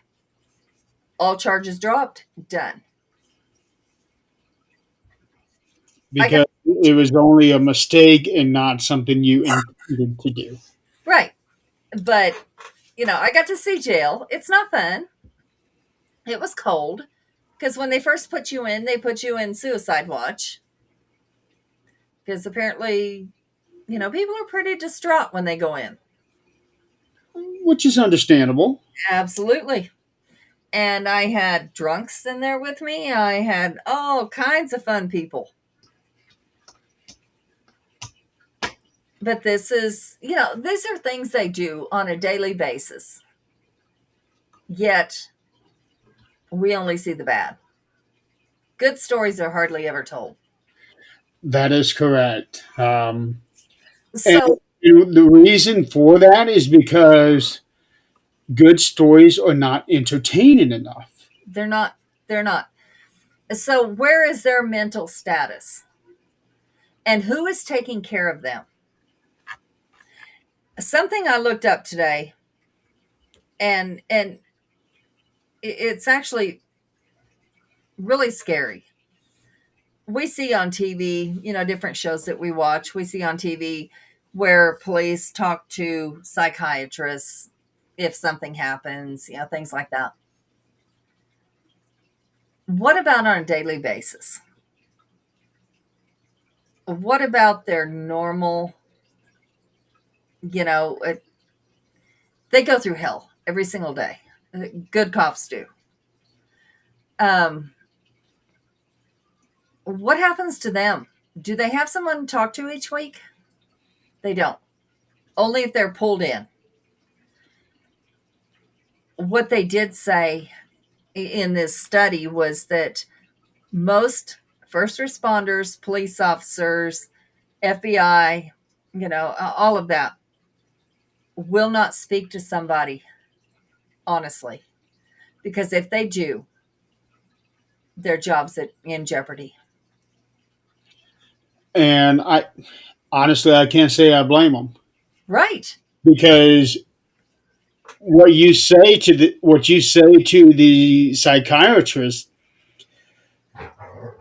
That determines your fitness for the job. right? Technically, it's supposed to be all confidential. It's only supposed to be in the records, but since the company is paying for them, they Yep. have the rights to those records. They do. They do. And they will recommend to, their boss, whoever it is, hey, I don't think this person's fit for right now. Just because they made mention that they're in rock bottom. I understand it from a political standpoint. If a police officer is at rock bottom, they can make questionable decisions. But what if it was just that moment that they felt like they were at rock bottom because of that day? We all have those days. Yes, we do. And if we were to tell somebody about it, we don't have a job anymore, that would make you not do it. The one thing that I could see, say you're rock bottom that day, then the next day you're not. That could also give the impression that you might be bipolar. Yep. Yep. So, All these diagnoses are great. We're recognizing them. That's great. But there's another side to that. What if it's just that day? I would probably be classified as bipolar because, one day's bullshit at work is like, oh my gosh, I'm done. I'm done with people. I don't like people today. what if you hit rock bottom that day? Why not just cancel your session? I don't know if they can. Like, say they go out and that day they had to fire their gun. And when they did, it actually made contact, which it should. If they're firing it, it should. Now, I do know that it is probably the case in all police departments that if somebody fires a gun, now I don't know if rather they have to hit somebody or not hit somebody. If somebody fires a gun, they are automatically placed on suspension. Yep. Yep. because investigation has to take place, and then they have to do the interviews. Um, Right. to make sure of the policeman's state of mind. Yeah. I So, don't know about like city police or sheriffs. I do know the FBI. If they do hit someone, I don't know if it's just shooting at, but if they hit someone, they do have to go for a mental evaluation. And the reason for that is because if you take someone's life, as a normal human, if you take someone's life, you're going to suffer. yeah, that's going to affect you. I know you can see it on TV, and we are a little more desensitized these days because we do see it on TV and it looks very real. So when we do it out, we actually do it. Well, uh, I kind of have a slight disagreement on that one. Basically, because it's something that I went through myself. Well, I told you about it 3 weeks ago. Hi, Joe. Um, like, I can see pictures of people that are mangled and everything. Yeah, it's gruesome to look at. Yep. I can watch movies where arms are cut off and things like that. I'm fine. Do I like it? No. But it's not going to cause me to turn away or my stomach's going to twist or anything like that. That's not going to happen. But, and I've even mentioned this on the show because it happened, I think it happened that day. Uh, my lawyer had sent me a document that he was sending to somebody, and he warned me ahead of time that there were pictures in there. After 4 years, I thought I'd be fine. I got to that first picture. I wasn't fine because that was me. Yep. So, yeah, you can be desensitized, but I would argue that if it's you or someone you know, you're probably not going to be fine. Right. But if you are using that weapon, more than likely it's not someone you know. As a police officer, it's probably not someone you know. More And than not, yeah. if it is, it's a small town and you know why you're doing it. Well, if it's a small town, what are the odds you're going to have just one bullet and have it in your shirt pocket? Mm-hmm. Yep. And, it's, I can imagine, I've never had to do it, but I can imagine if it's you doing it, it's going to have a different effect Yeah. than seeing it on TV. And you should see someone in case you have to go home and relive that in your dreams repeatedly. Well, they probably will make you go see someone. They do. They do. But if you were to tell the truth to that someone about what you feel, what, and you have to go see them within the first 24 hours. So in that first 24 hours, you're going to question yourself. Could I have done something different? Could I have, maybe shot lower and just got the leg and incapacitated them? Could I have, there's going to be 1,000 things going through your head. And if you're being honest, you're going to say those things. And that could cost you your job. That is not okay. Or you realize that in that one moment, it's me or him. Right. And Yeah. that's how it should be. Yeah. But in reality, you're going to think of every other scenario that you could have done besides taking their life. And that's human nature. Yeah, Well, human nature for the most part. it should be. Yeah. That's what is ingrained in us or should be. But, you know, these first responders, these all these people have it a lot harder than we realize. Yeah. Military. I mean, what is out there for them when they come home? When they come home, um, well, it would depend on the scenario. So, for example, when you're talking about the soldiers that came home from Vietnam, they went from hell over there to hell over here. Right. Um, Most of the other wars or conflict, whichever the case is, um, most people were looked at as heroes. Hey, you did the right thing. But Vietnam, completely different story. Yeah. I And just got done reading a book today. I just got done reading a book about Vietnam, but it was more about the protests mhm. and people going to Canada so that they don't get drafted. They were talking about what was it? I think 2A was when you got shipped or processed through to do boot camp, and then there was F4, I think, and that was your designation of not fit to go. Yeah.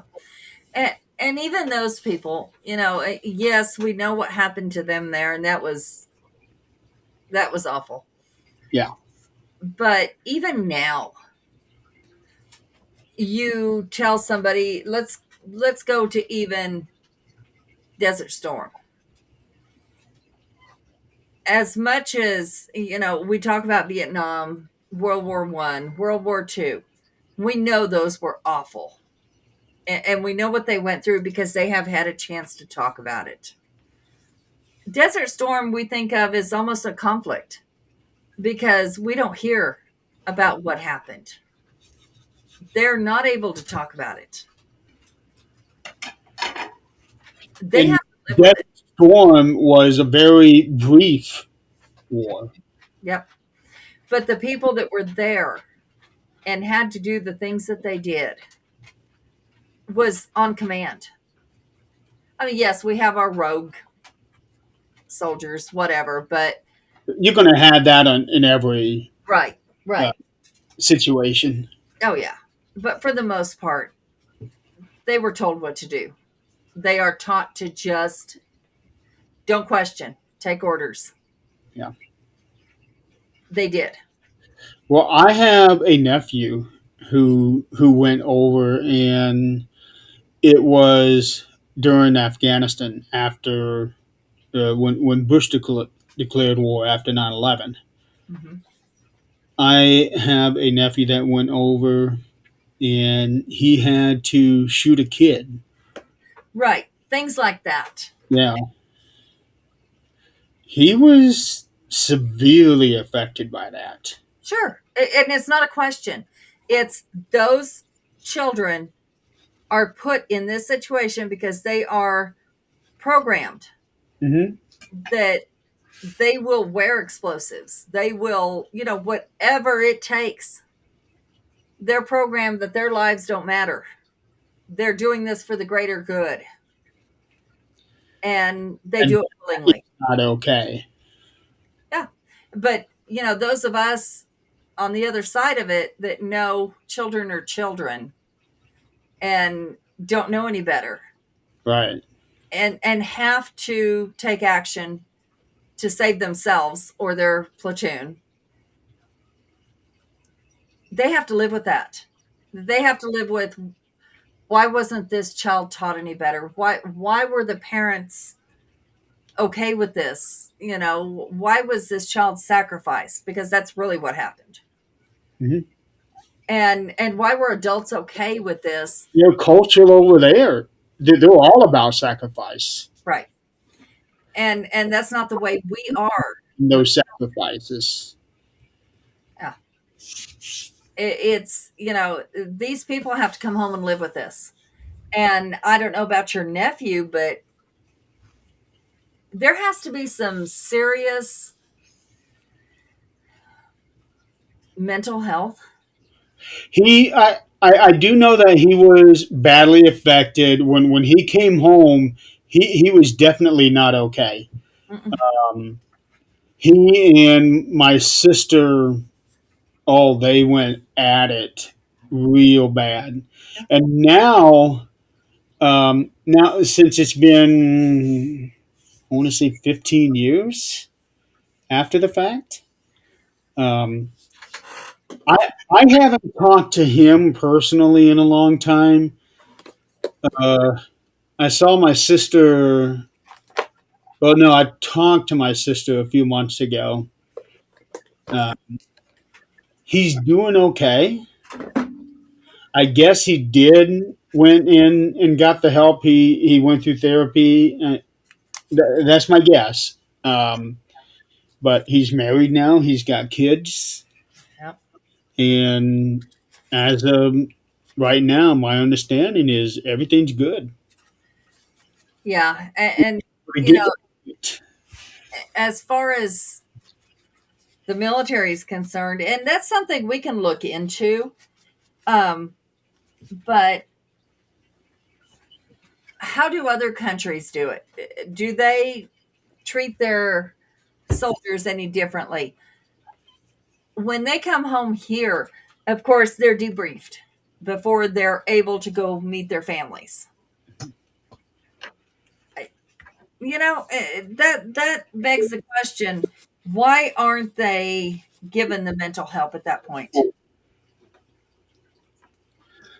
well. before meeting their families? Here's how I look at it. Our veterans, yeah, we may do what we can to help them out and everything like that, especially with things like this.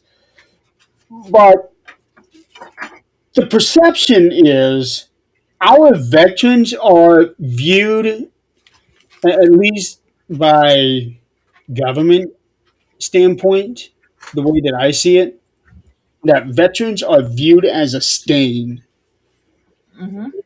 in this country. Mm-hmm. And that is just all shades of wrong. I think the reason for that, and this is my personal belief, I think the reason for that is because in wartime, they are a tool, and that's all they are. They're a tool.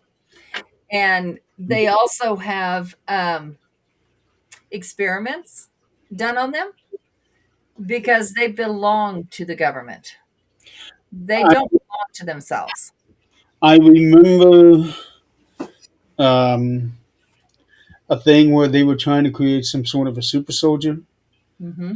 a long time ago. I don't know if it was World War II or if it was during Vietnam. Um, I kind of lean towards Vietnam basically because of the whole Agent Orange thing, Right. Yeah. but I don't really know the specifics of what Agent Orange really is or how the soldiers got exposed to it. I It's a just bomb, know, I think. huh? I think it was a bomb. Oh, oh, well then that's that's severe radiation. Yeah, but I think the Agent Orange was like dropped with a bomb. Okay, so then maybe the super soldier thing I'm thinking of is World War II. Um, and actually, that would actually kind of tie in with the whole Captain America. I think that's how they got that story, wasn't it? How that character was created. I Because think so. no, but I do know that veterans coming home from Vietnam were severely affected because I had when I was in school, I was I was bowling with this other kid. His father was a Vietnam vet, and he told me that it was nothing for his father to be taking a nap on the couch, and all of a sudden he's screaming incoming, and he jumps off the couch and starts crawling around on the floor from Yeah. a from a dead sleep. Yep. Yep. And they were never right again. They never slept right again. Right. It was All 1940s. to learn to sleep with one eye open. Oh yeah, 1940s is when they tried to do that. The super soldier. Yeah. So, damn, that was before the U.S. even got into the war. A number of countries have expressed more ambitious intentions to develop enhanced soldiers, including the US, UK, and France. As of 2011, the US Pentagon spent around 400 million per year researching soldier enhancements. It's still going on. It's still going on. Wow. You know, they're given, I do know this for a fact, experimental vaccinations are given to soldiers, and they have no choice. Yeah, those scare me. Oh, yeah. Absolutely. Joe just said that he heard a lot of Vietnam stories from a vet that was special forces, and the stories he told him were like nightmares. I bet. I bet. I don't know if you heard, but Nick has decided to cancel doing the. Oh, okay. I had not heard. Yeah, he posted about it. So I don't know if he sent Zach a message or not. I don't know. Well, Zach better be asleep right now. You know, he's not because I just yelled at him. Of course. Yeah, because we got Jan and I coming on next. Actually, it's 9 o'clock. She should be coming on any time now. Yep. Yep. And I got to figure out how we're doing this. If he gave her a link or how we're transitioning here. This isn't my rodeo. I'm just a monkey in this circus. Well, Lynn is also supposed to be hopping on too. Mm-hmm. I Yep. see that Jan is online. Yeah. Yeah. She said ready when you are. Okay. So I have to figure this out. Give me 1 second. Well, I can always stick around. Okay. Give me 1 second. Yeah.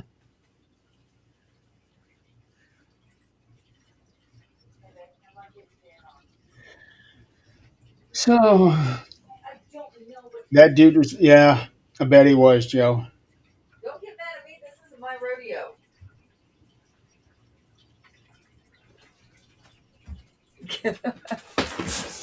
He said send her the invite. What? So Jan hasn't gotten the link? I don't know. I don't know what's going on. What am I doing here? Well, I can send her the link myself. I can do that right now. No, just pull her up on Facebook and send it. Where do I pull her up? I just did it. Okay. Because I am completely, this is not my circus. Zach, does Lynn have the link? Yeah. He said she does. And there she is right now. Hello, Lynn. Woo, hello, hello. Hi. You look a little different. I keep forgetting until people mention it. Yes, I did get one of my, I guess, maybe 4 haircuts of the year yesterday. Oh, shoot. Okay. And When how did I you? talked to you, you had a full head of hair. I did. I tend to shear it at the beginning of the year and then let it grow like a little longer, and once it gets to like kind of fluffy, Yeah. that's when I lose patience with it. There's Jan. Okay. How am I going to do this? All it tell there she goes. Okay. All it told me was remove. I don't want to remove. Okay, so Lynn, Yes. I don't know how much you know. Jeremy is the founder of our paranormal team. Lynn was on our show a few weeks ago. Well, yes, but it's been a while. And we've had her through the mill with everybody. And Jan is my best friend. This is my other half. And this is Lynn. She is a tarot reader, Jan. Hi, I'm Jan Lynn. It's nice to meet you, Lynn. It's nice to meet you, Jan. I'm Lynn. Okay, I can remove this now. Love it. And Zach is now taking a nap. A Finally. well-deserved nap, I'm sure. Well, it's about time. He should have done that an hour ago. Oh, he didn't do it last year. It's going to get worse next year. Wow. So how's everybody doing tonight? I'm okay. I haven't been up 22 hours, so I'm good. I've been up 13 hours. That's still not okay. I don't know how long I've been up. I think probably off and on since Zach got up at 11:30 last night. But you know, I got to take a nap. He didn't, so I'm not complaining. This is his circus, his monkeys. Well, right now we are the monkeys, so we're running the circus. I know. Shh. Just like you're always loving it whenever I miss an episode of Supernatural Talk. Yeah, but see, then we get a little wild. On his, I don't get to do that because this is a little more professional show. That is true, yeah. And he trusts me to actually do that. I don't know why. So professional is what we're going for tonight. Sure. Okay. That's what we're going to say anyway. Yeah, let's use that. Okay. I was going to say, I don't think professional has my picture next to it. Me either, and he knows that, so that's the way it goes. So, okay, we're going to start this with the way we always do when Jan and I do this. I want Jan to tell her this is kind of like a second birthday for her son. Just because her son committed suicide and he was 14.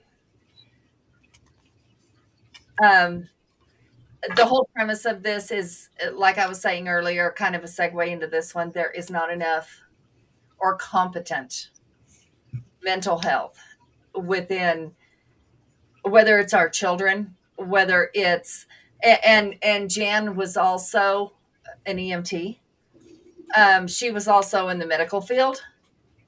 So she understands the whole need of the lack of. Which there is not. And Jan, I don't know if you heard earlier, but I was mentioning, like the FBI. When something happens and they have to make a shot, that it was their life or someone else's, and they have to do it. They also have to speak to a mental health professional. Mm-hmm. And something I read online earlier was they're afraid to say what they're really thinking. They're afraid to speak to that mental health because their job is on the line if they say what they're really feeling or thinking. And like us, we may have a bad day and we may hit rock bottom that day because of what happened, because of what was said, whatever the case might be. And then later, hey, sweetheart. And then later, the next day we are okay. We come back with a fresh attitude But if we are to say what we are thinking to that mental health professional as an FBI agent that day, we may not have a job the next day. And that is not okay. And another thing that I brought up when she was saying that if we hit rock bottom one day and then we're fine the next day, that could also be looked at as potentially being bipolar. Yeah. And that also would put your job in jeopardy. Yeah. There isn't. There's no true help. Even our soldiers coming back, right? Our soldiers coming back, and I've been there, done this, not once, not twice, but a few times. They get debriefed, right? They get their quick, how are you feeling? Let's take this test. Let's sit down. Are you ready to go back out into the civilian world? Something as crazy as a lot of people don't know that when military men come back and women come back from overseas, they are told not to drive a car. They're told to be escorted around. And the reason why is because they're not used to stopping at red lights. They're not used to stopping at roundabouts. There is no such thing as a stop sign because if they stop, they're sitting ducks. So they have to continue to go. And that's the way that the mental health is treated. It just continue to go, just continue to go, just continue to go. Put it all behind you. There's not a lot of forethought put into the mental health anymore. There's just not. If there even was, the mental health is severely lacking. I was talking to one of my favorite officers who responded to every single one of my son's episodes. I don't know how to put it. And he's going out and he's going to be sheriff. He's trying to become sheriff, and he's received a lot of backlash from the way he wants to approach things, and he wants to take mental health and he just wants to revamp it. And Pat was the first one that he had to truly deal with mental health issues. And when he showed up, what we call the last call, that's weird as Jesse turns the light off behind me. Yeah, that caught my attention too. Yeah. That last call was obviously, Pat was gone. He was Justin's the one that pronounced him. And it was heartbreaking. And Pat, being 14, had the right to refuse mental health treatment. He had the right to refuse taking meds. He had the right to refuse drug tests. And it's just, there's no help. There's no help out there.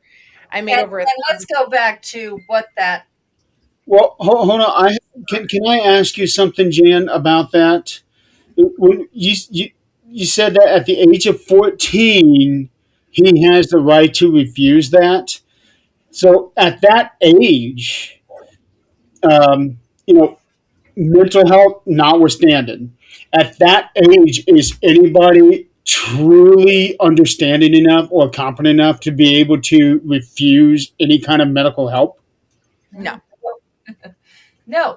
Are we at our age now? Probably not.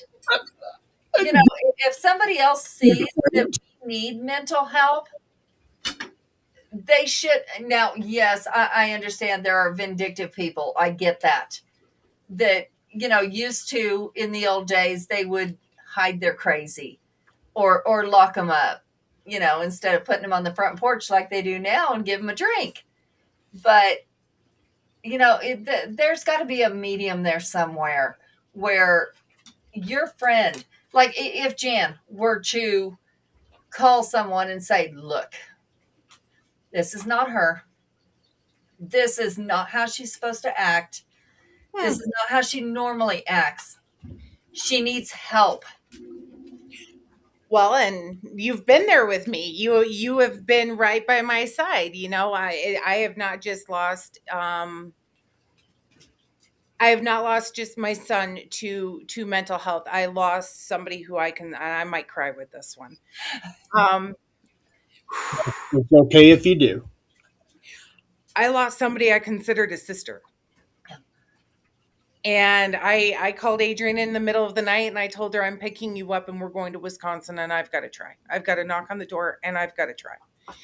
And when I got there, it was worse than what I could imagine. And she's been arrested, she's lost her family, she's lost her kids because she has the right to be crazy. Mhm. That's what we were told. She has the right to refuse meds. She's not in her right mind to make those decisions. And I know her better than anybody else on the face of the earth. And I can tell you that she would want me to force the meds down her throat, if that makes sense. Not that I would force them down her throat, but not give the option. Not That give the option. that does make sense, and then you would have it would take you forever to try to do, because I think in something like that they would have to go through like a guardianship or Which I tried. yeah. I tried very hard to get guardianship out of her, but it's hard when her mother's crazy too. Um, Oh wow. and it's something as simple as all she did was give birth. And it's a rare disorder. She gave birth twice, and I watched her mental health come down the first time. And I was there physically, and she was living with me. So I was able to help bring her back up. But I wasn't there the second time she gave birth. And the second time she gave birth, she just completely lost it.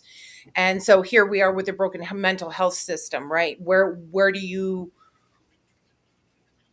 bend, where do you break, right? What rules can we really enforce? And unfortunately there's no true help for those who truly need the help. And Megan's right. That's my daughter-in-law. Megan's right. She does know somebody who's refused a bed because they were overweight. um Oh, and yeah, nursing homes with resident rights, even if they aren't in the right state of mind. What are we to do? What are we to do? My hands were tied with my son. My hands are tied with Mar. What for those of us, we suffer, and it takes a toll on our mental health as well. Mhm. It's just, but with Pat,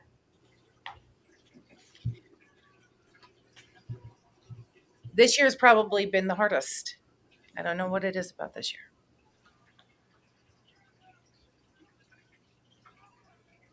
It's going on eight years. Um, 8 years out.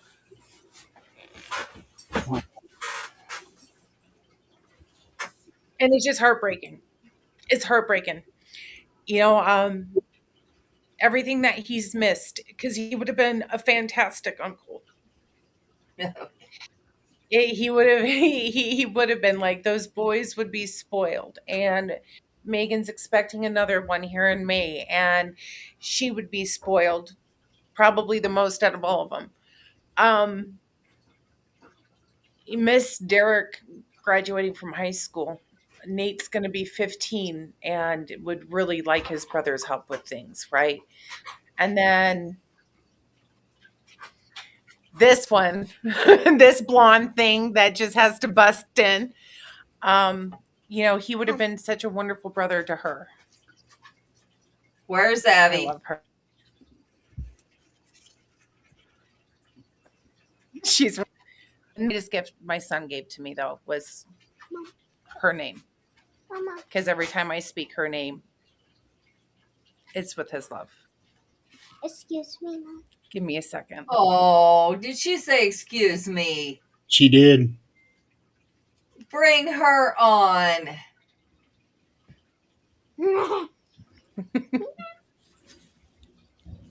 Hi, Abby. Wow, you have grown. Hasn't she? Like in the last 3 months, like years. What you doing, baby girl? Nothing. Nothing. Then what do you excuse me for?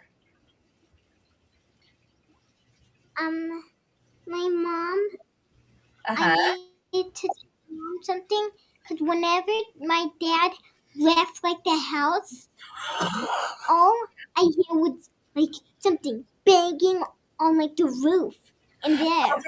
Okay. Listen to me. You're out in the country, right? Yeah. You're out in the country. Okay. There's birds that are going to nest on your roof. There's squirrels that are going to jump on your roof. Mommy's not going to let nothing happen to you. And mommy would know if anything was banging that shouldn't be banging. I promise you're fine. I got to tell you guys a funny thing. All right. Go find daddy. Bye, baby girl. Love you.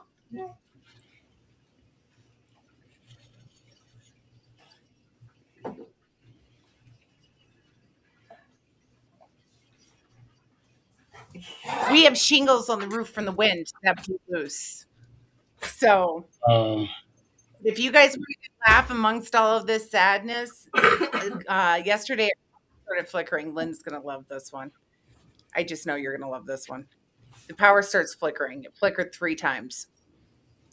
All I hear is, whatever evil spirits in this house, get out. Next, it gets better. Then the power flickered again. She goes, don't make me get Jesus Christ up in here. Gee, I wonder where she learned that from.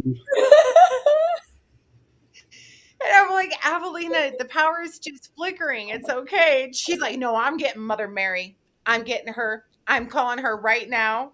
Where's my rosary? And I was like, I'm done. I can't handle this girl.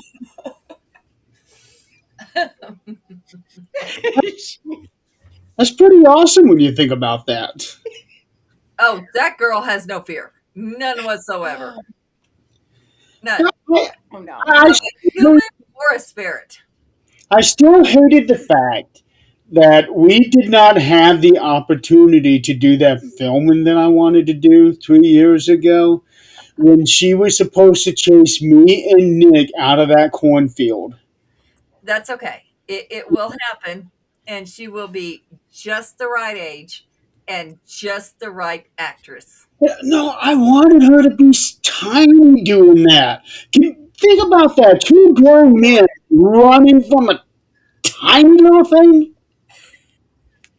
She's not going to get too awful big right now. No, she's still tiny. She's still petite. She's still little. But yeah, she's How feisty. tall is she? Shoot. Okay, so I'm 5'10" and a half, and she comes up right underneath my boobs. Oh, okay. So 4'8", maybe. yeah, so I got the last. still tiny enough. So we. She's 40.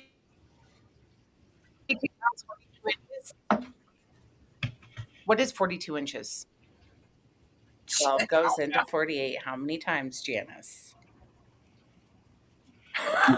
24. Somebody will answer in the 48. comments. Yeah, 48 is 4 feet. 4 foot. That's 4 foot exactly. Yeah, she's a little under 4 foot. Okay. So just a little. So we still got time. Yeah. Yes. We yes. got this. Yes. She still has an evil laugh. Oh, I think that's ever. I remember when you sent us that clip of her doing that. Yeah. But you ought to hear it in That person. evil laugh. Do what? I said you ought to hear it in person. Oh. She was doing her demonic voice over the phone when Daddy and Big Brother were in Arizona. And all of a sudden, all Big Brother said is, who the hell is that? And Daddy goes, that's your sister. And he goes, no, it wasn't. That was some demonic possessed. Never mind. That was my sister. Yeah, yeah, it is. Keith, that's exactly what I was thinking because we were traveling through Nebraska, Kansas to get to Colorado. That was exactly what I had in mind. Yeah. So yeah, and another thing that I do want to touch on, Jan has also been EMT, where she has had two of that I know of. She was actually up here in Colorado when she was EMT. Um, two friends, one of which she didn't know that's the call she was going on. And when she got there, our worst nightmare as any, I don't care if it's a civilian, I don't care if it's, a CNA worker, anything, a doctor, having someone come in under your care. Because at that point, you are not just a civil worker, you are that friend. And those lines blur, they blur quickly. Jan has had to do this twice that I know of. I think one of them maybe she didn't know that the call she was going on, but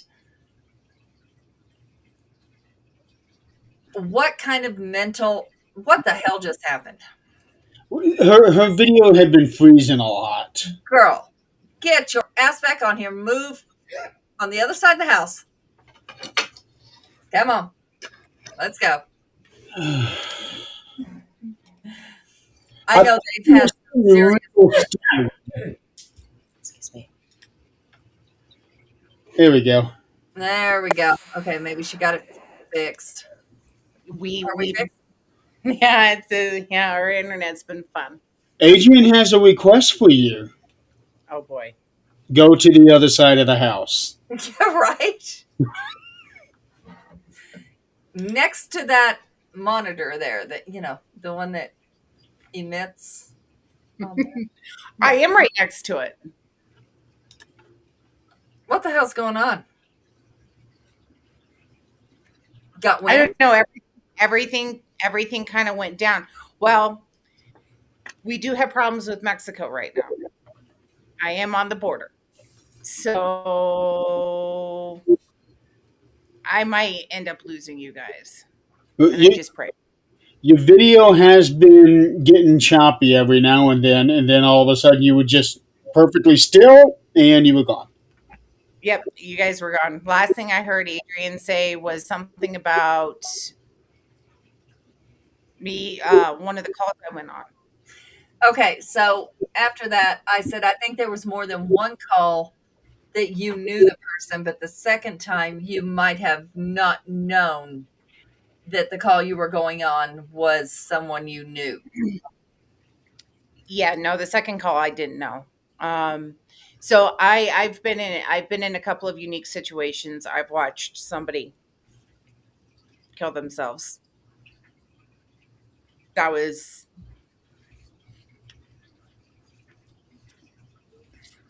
traumatic, to say the least. And everybody on scene, or everybody that was there, they were medics too. So that was rough. Um, I have been on the phone with somebody when they have committed suicide. My first love. I was on the phone with him and he overdosed on pills and drove over a cliff. And then I have responded to a couple of calls that I've known the people. The one I was told to stand down and I didn't. I just kept on coming. I already knew being on the energy line worker, I kind of I start shaking when I think about it. I know when it's coming. So I already knew that something bad was going to happen and I already knew who, what, where. I just didn't know when. So I was on that call. That was pretty traumatizing. And then the second one I didn't know. I didn't know at all. I was blindsided. So coming from somebody who's worked in the medical field, it's hard.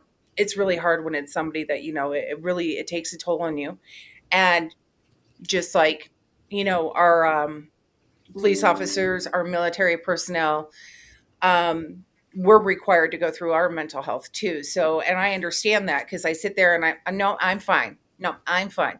But let me tell you, when I go to my off the clock therapist, I'm not okay. And I'm fortunate that in that field, I'm able to go to an off the clock therapist and talk about what was going on and get those emotions out and everything else. But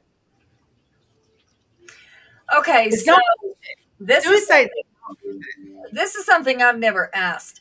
What kind of mental health help do they have for EMTs? We have each other and dry bad sense of humor. I'm not going to sit here and say that we deal with it very darkly. Right, Very. but professionally, what do you have? Your supervisor. That's when I was in. It was your supervisor. Your supervisor sits down. They do the 20 questions and the pat on the back and the okay, you're good. You go back out. But that's why EMTs have a high turnover rate is because there isn't any therapy for us. There isn't any sit down. We're first on scene. We are the first to control the situation to see how bad it is. We literally hold people's lives in our hands in the back of that ambulance or out in the field and or up in the air because you have your flight, right? There's nothing for us really. Nothing. That's not okay. That No. I mean, that's No, how is that different from military it's and not. having to, take orders and do what you need to do as ordered, and then have to deal with it like you're a robot.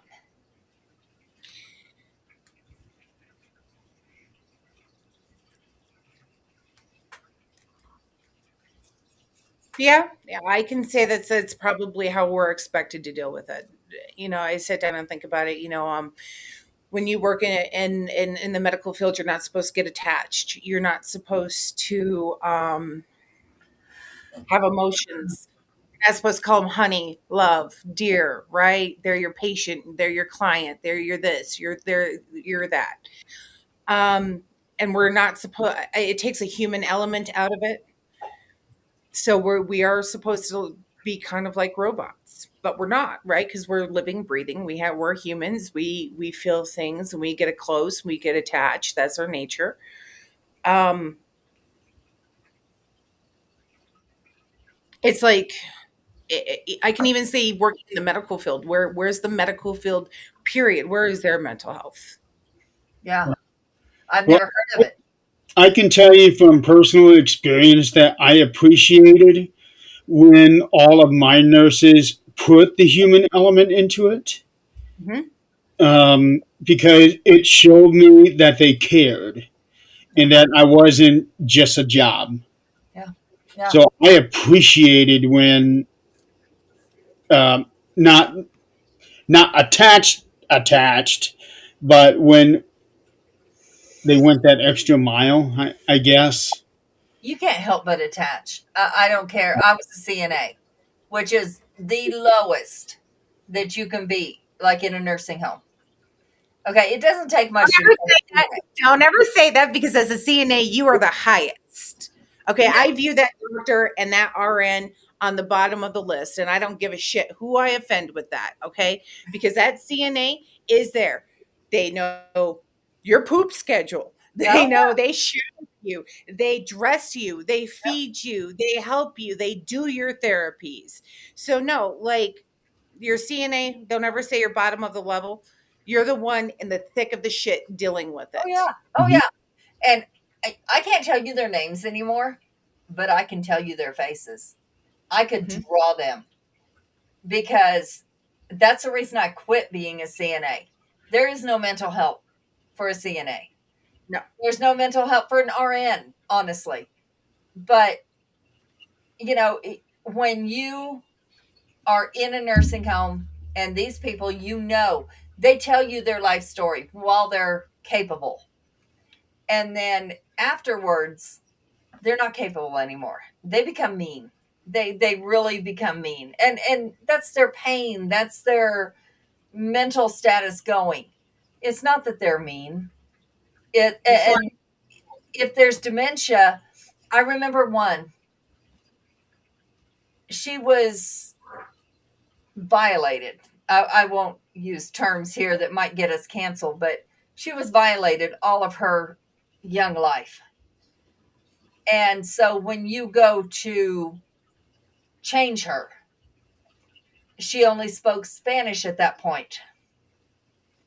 This was in Carlsbad, New Mexico. So, she wasn't far from her home where she came from. And she would start speaking in her language, which I have realized the older you get, the more you revert. Yep. I grew up speaking Bulgarian. I was actually cutting potatoes earlier. And all of a sudden was looking down at the eggs that I had just peeled. And I grew up speaking Bulgarian. I had to teach my parents English, which since I've forgotten Bulgarian, almost completely. But the word chicken came to me. And it made me think of this lady because she spoke English the whole time until her mental status went, dementia set in. And when it set in, it was all Spanish, but I could understand words, certain words, not the whole thing. But it was, don't touch me. I will kill you. She was going back to what had happened to her. And her kids were telling me what had happened to her. Otherwise, I'd have never understood. But, these things happened to her, and we had to change her diaper. Can you imagine how, as if we were to think about having our diaper changed right now, that's a violation. We would look at that as a violation. And having that happen to you and then have to go through that, you don't understand somebody's trying to help you. You just don't. And she stayed in that mode of defense, of this is what happened to me. And that's where her dementia took her, and she stayed constant. It was a real. So, and that's a good point about mental health. If we were to have the tools to learn how to process it and deal with it when we become older, hopefully we don't revert back to that. Yeah, and there was nothing. I mean, even if she were not as far in dementia as she was, there's nothing in a nursing home for anyone, nurses, doctors, patients, as far as mental health. Had she maybe been able to, like you said, work through it before she got into that state, maybe she wouldn't have to live in that loop.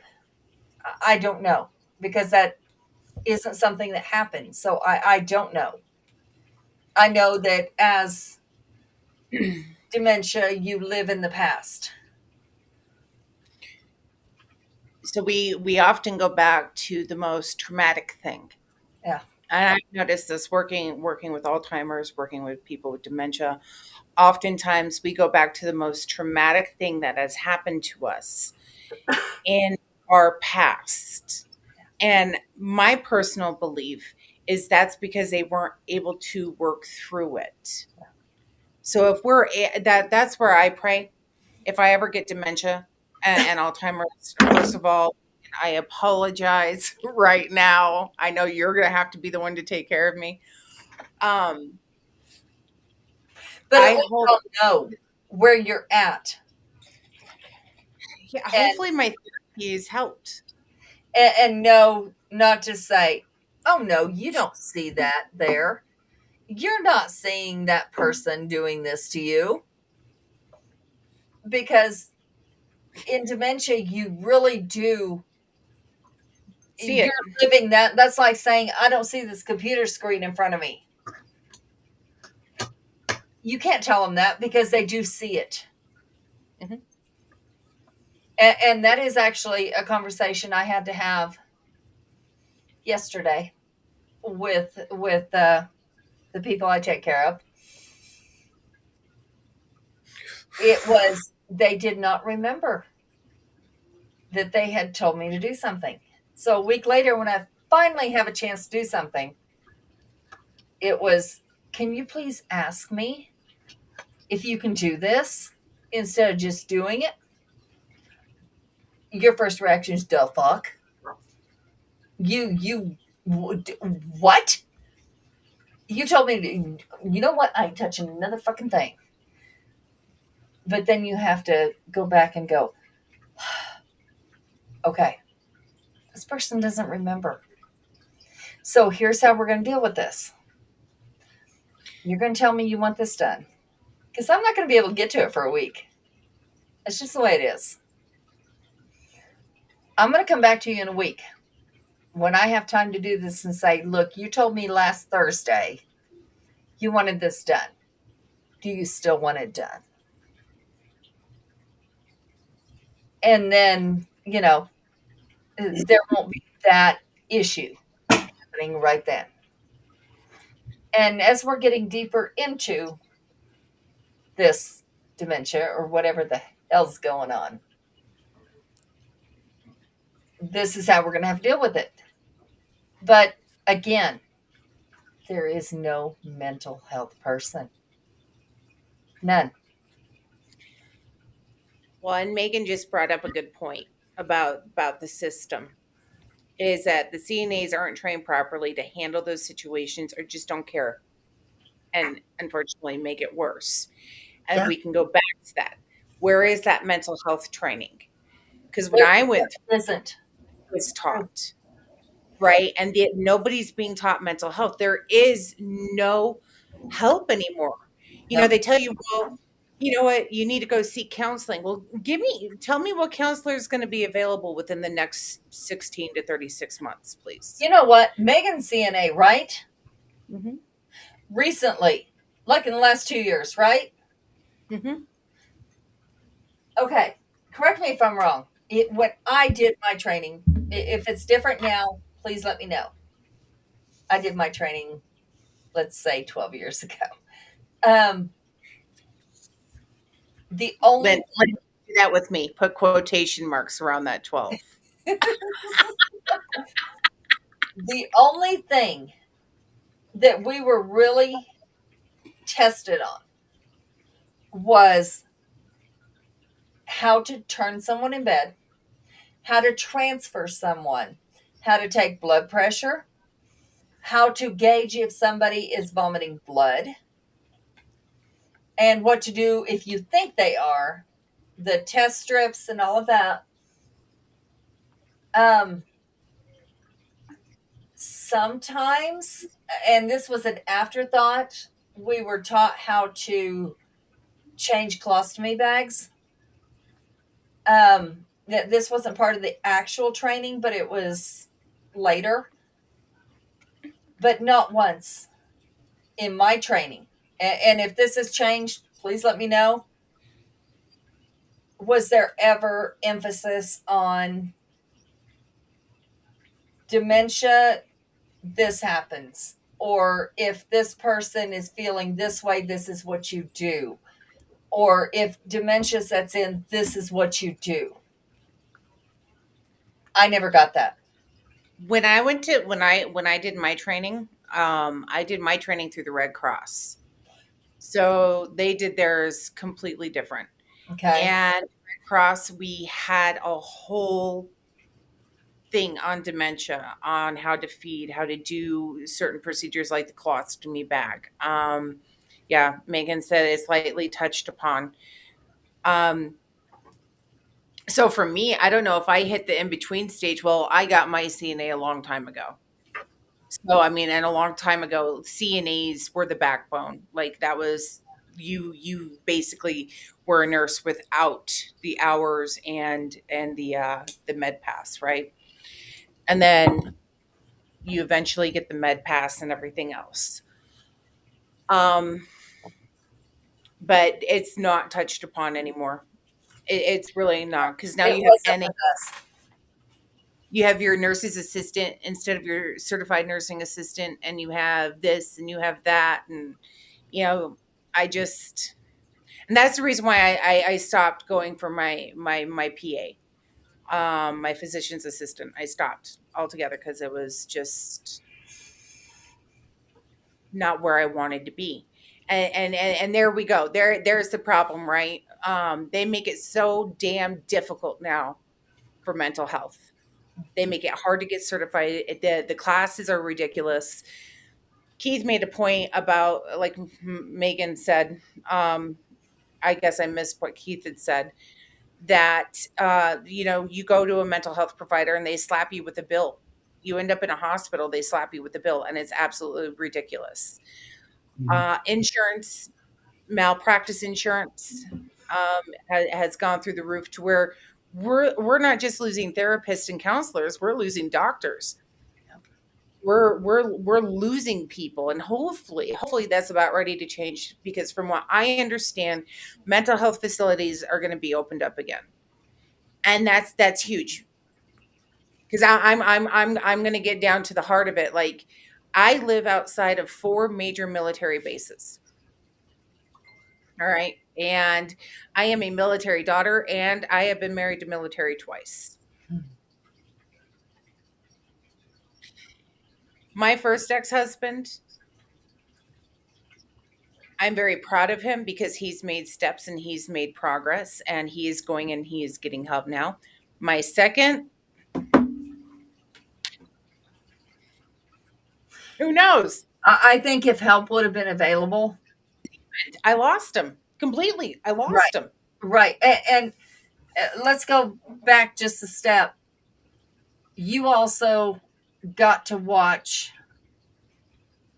Got to is not the word, but you had to watch one of his comrades.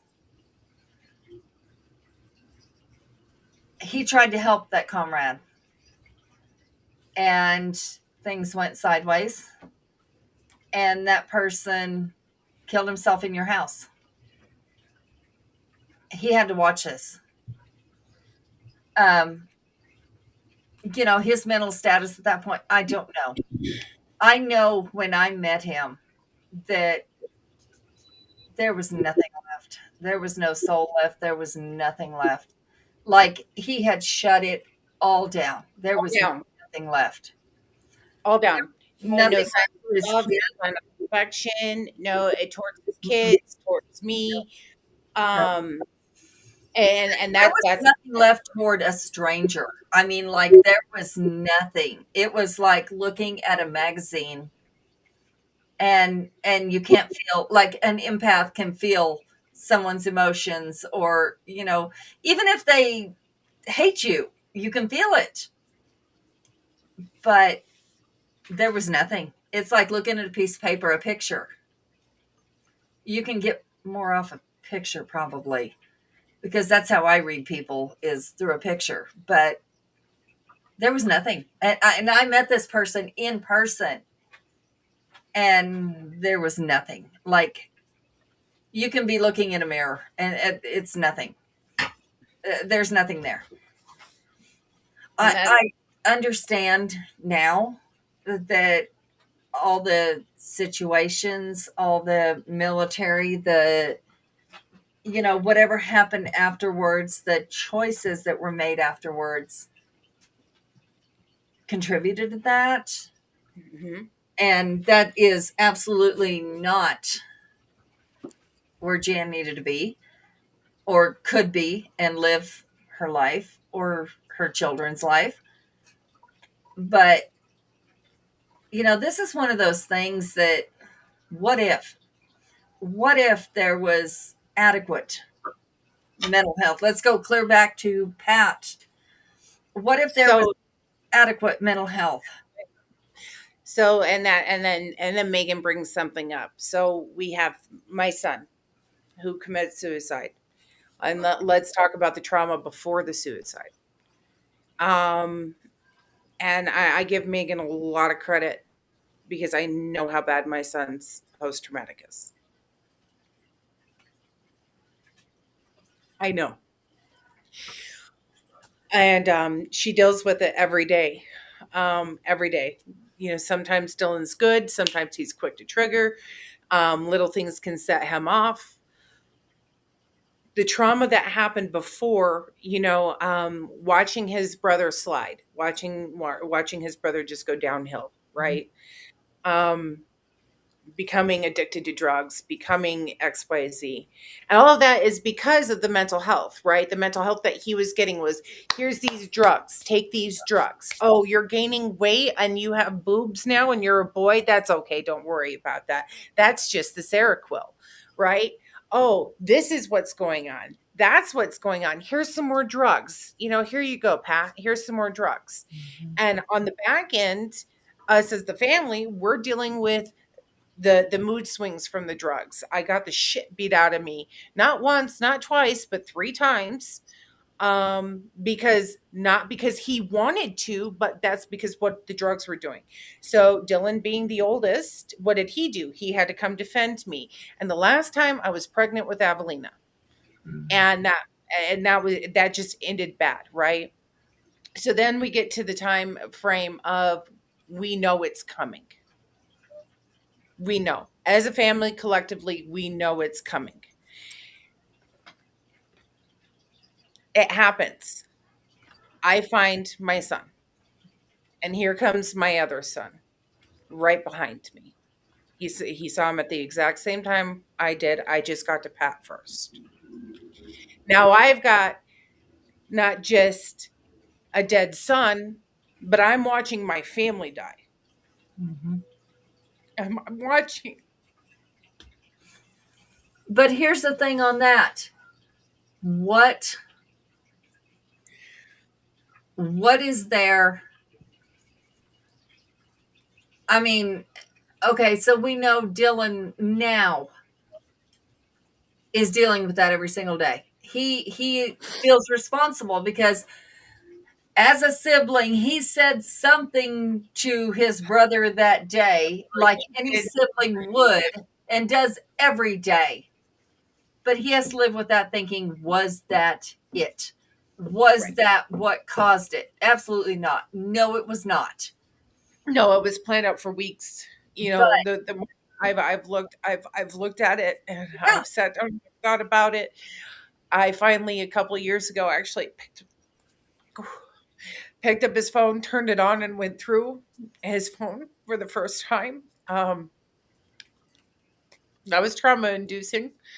I knew then that he had this plan for weeks. And nothing I could have done, nothing his brothers could have done, or anybody could have done would have changed it. But if He Dylan was- could he was done. understand, just if he could just understand, he had nothing to do with it. He does understand that, but it's accepting it. Right. That's that acceptance. Just remember, I hear God. I'm going to say this. I had the benefit of grief counseling before my son died. Mhm.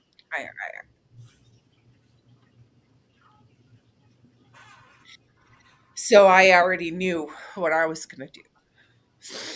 I already knew how I was going to handle it. And I know that sounds really stupid, but everybody goes, "Oh, you don't know." No, you do. When you prep, you rehearse, you think about it. Like, Mhm.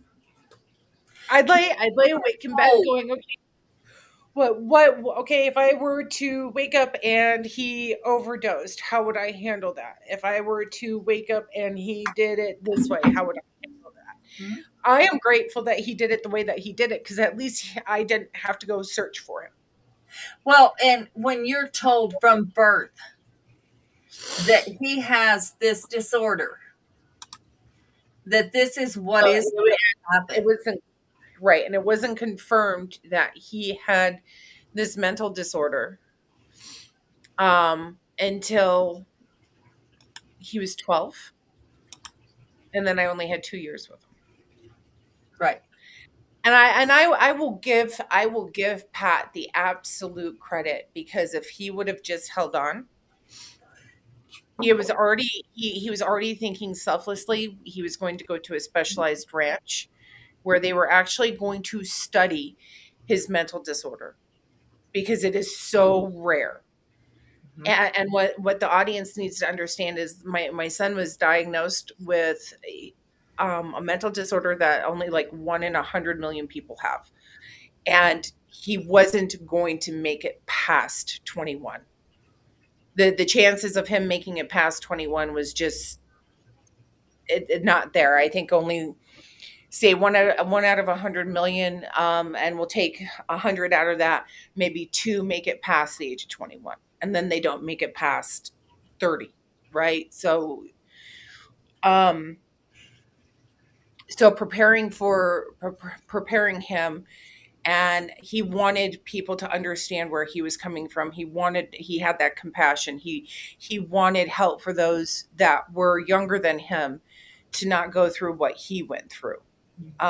So he was going to put himself out there, and he was going to be studied like a lab rat, right? As he used to put it to me. But he just couldn't. He couldn't make it, and that's okay. That is okay. Because, and what has happened since and transpired since my son's death is this officer, like I started off saying, he has this awareness of mental health and what needs to change, and he wants to go make that change. Yet he's struggling with, how do I make this change when this is a federal issue? This is a federal thing. A lot of people don't understand that it is across the board, I think, in all 50 states, that at the age of 14, you have the right to refuse. But yeah, I'm responsible for their health insurance until they're 26. Please explain this to me. Like, I don't get it. That's Um, what I was asking earlier. That just does not make any sense. But Jan, I do want to ask you one question. Okay, mhm. are you okay? I have my days. Yeah, I'm So, hoping more good days. I have more good days. Were you talking to me? no, I was talking to Keith. Um, I have more good days than I do bad. There will say there's certain times of year, and I don't even think about it. It just hits. Um, I don't know why this year's hitting different than the rest of the years, and and maybe it's because I'm getting old. Now you know how I feel. Um, I'm the same way. Don't you see all Uh, this light? It mm, didn't used to be like that. I got the streaks. okay, so Keith, trust me, I asked her that the first year.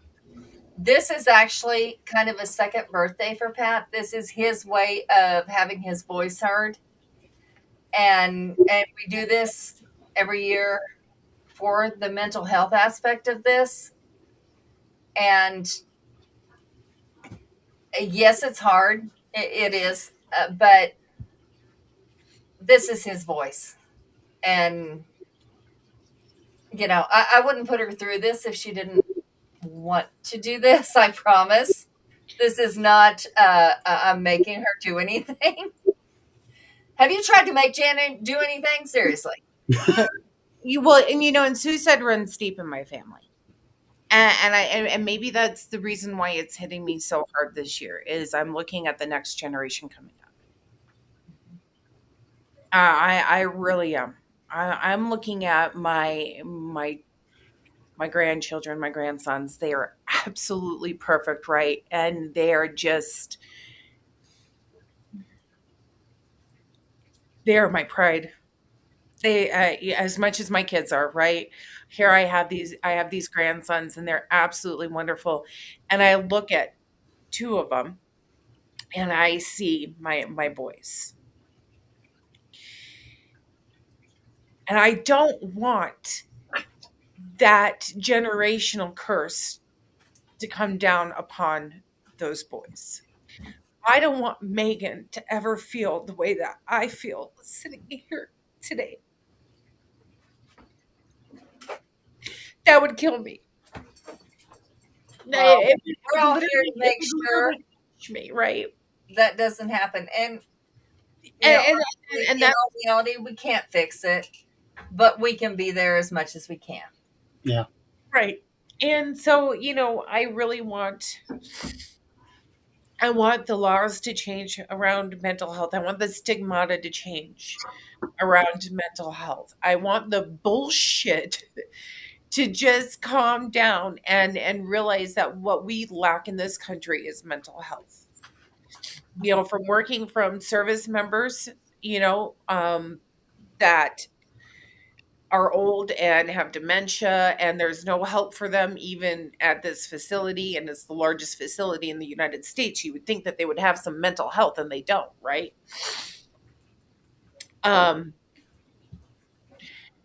to our young kids and the bullshit that they're going through nowadays.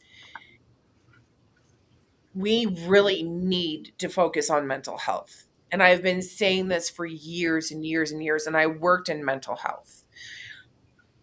It needs to change. We need bigger facilities. We need more people. We need more help. We need more understanding. Um, Adequate we, training. we don't need people going, oh, it's okay that you feel that way.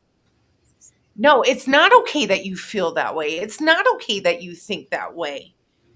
That is not okay. That is not normal. That is not natural. And we need to figure out what is going on inside of your head, and we need to fix it, because the only thing that we're doing it is masking it and making it worse. Okay, we have got to go to the next segment. Jan, I want you to stay on for these readings for just a little while. Oh boy. The next segment is in the next studio. We have to end this studio. Yeah, he's going to send you the link because I want you in for these readings. Yeah. So we're getting off of this one, and We'll send you the Lynn, link. you haven't said one word. Who? That's quite all right. I'll be talking a lot for the next hour. She is. The next segment is on her. But I wanted her to be able to hear all of this as well, because this way she gets to know me a little bit, and all of you. Yeah, no, this has been, thank you for allowing me to be here and sharing all that and being the amazing person that you are, truly. I look forward to our next segment, and I guess I'm gonna press some buttons and then log on and press some other buttons, and I'll see y'all in like a minute. Absolutely. Megan, get with me, Mom. Yes, we have. You got any ideas? Let us know.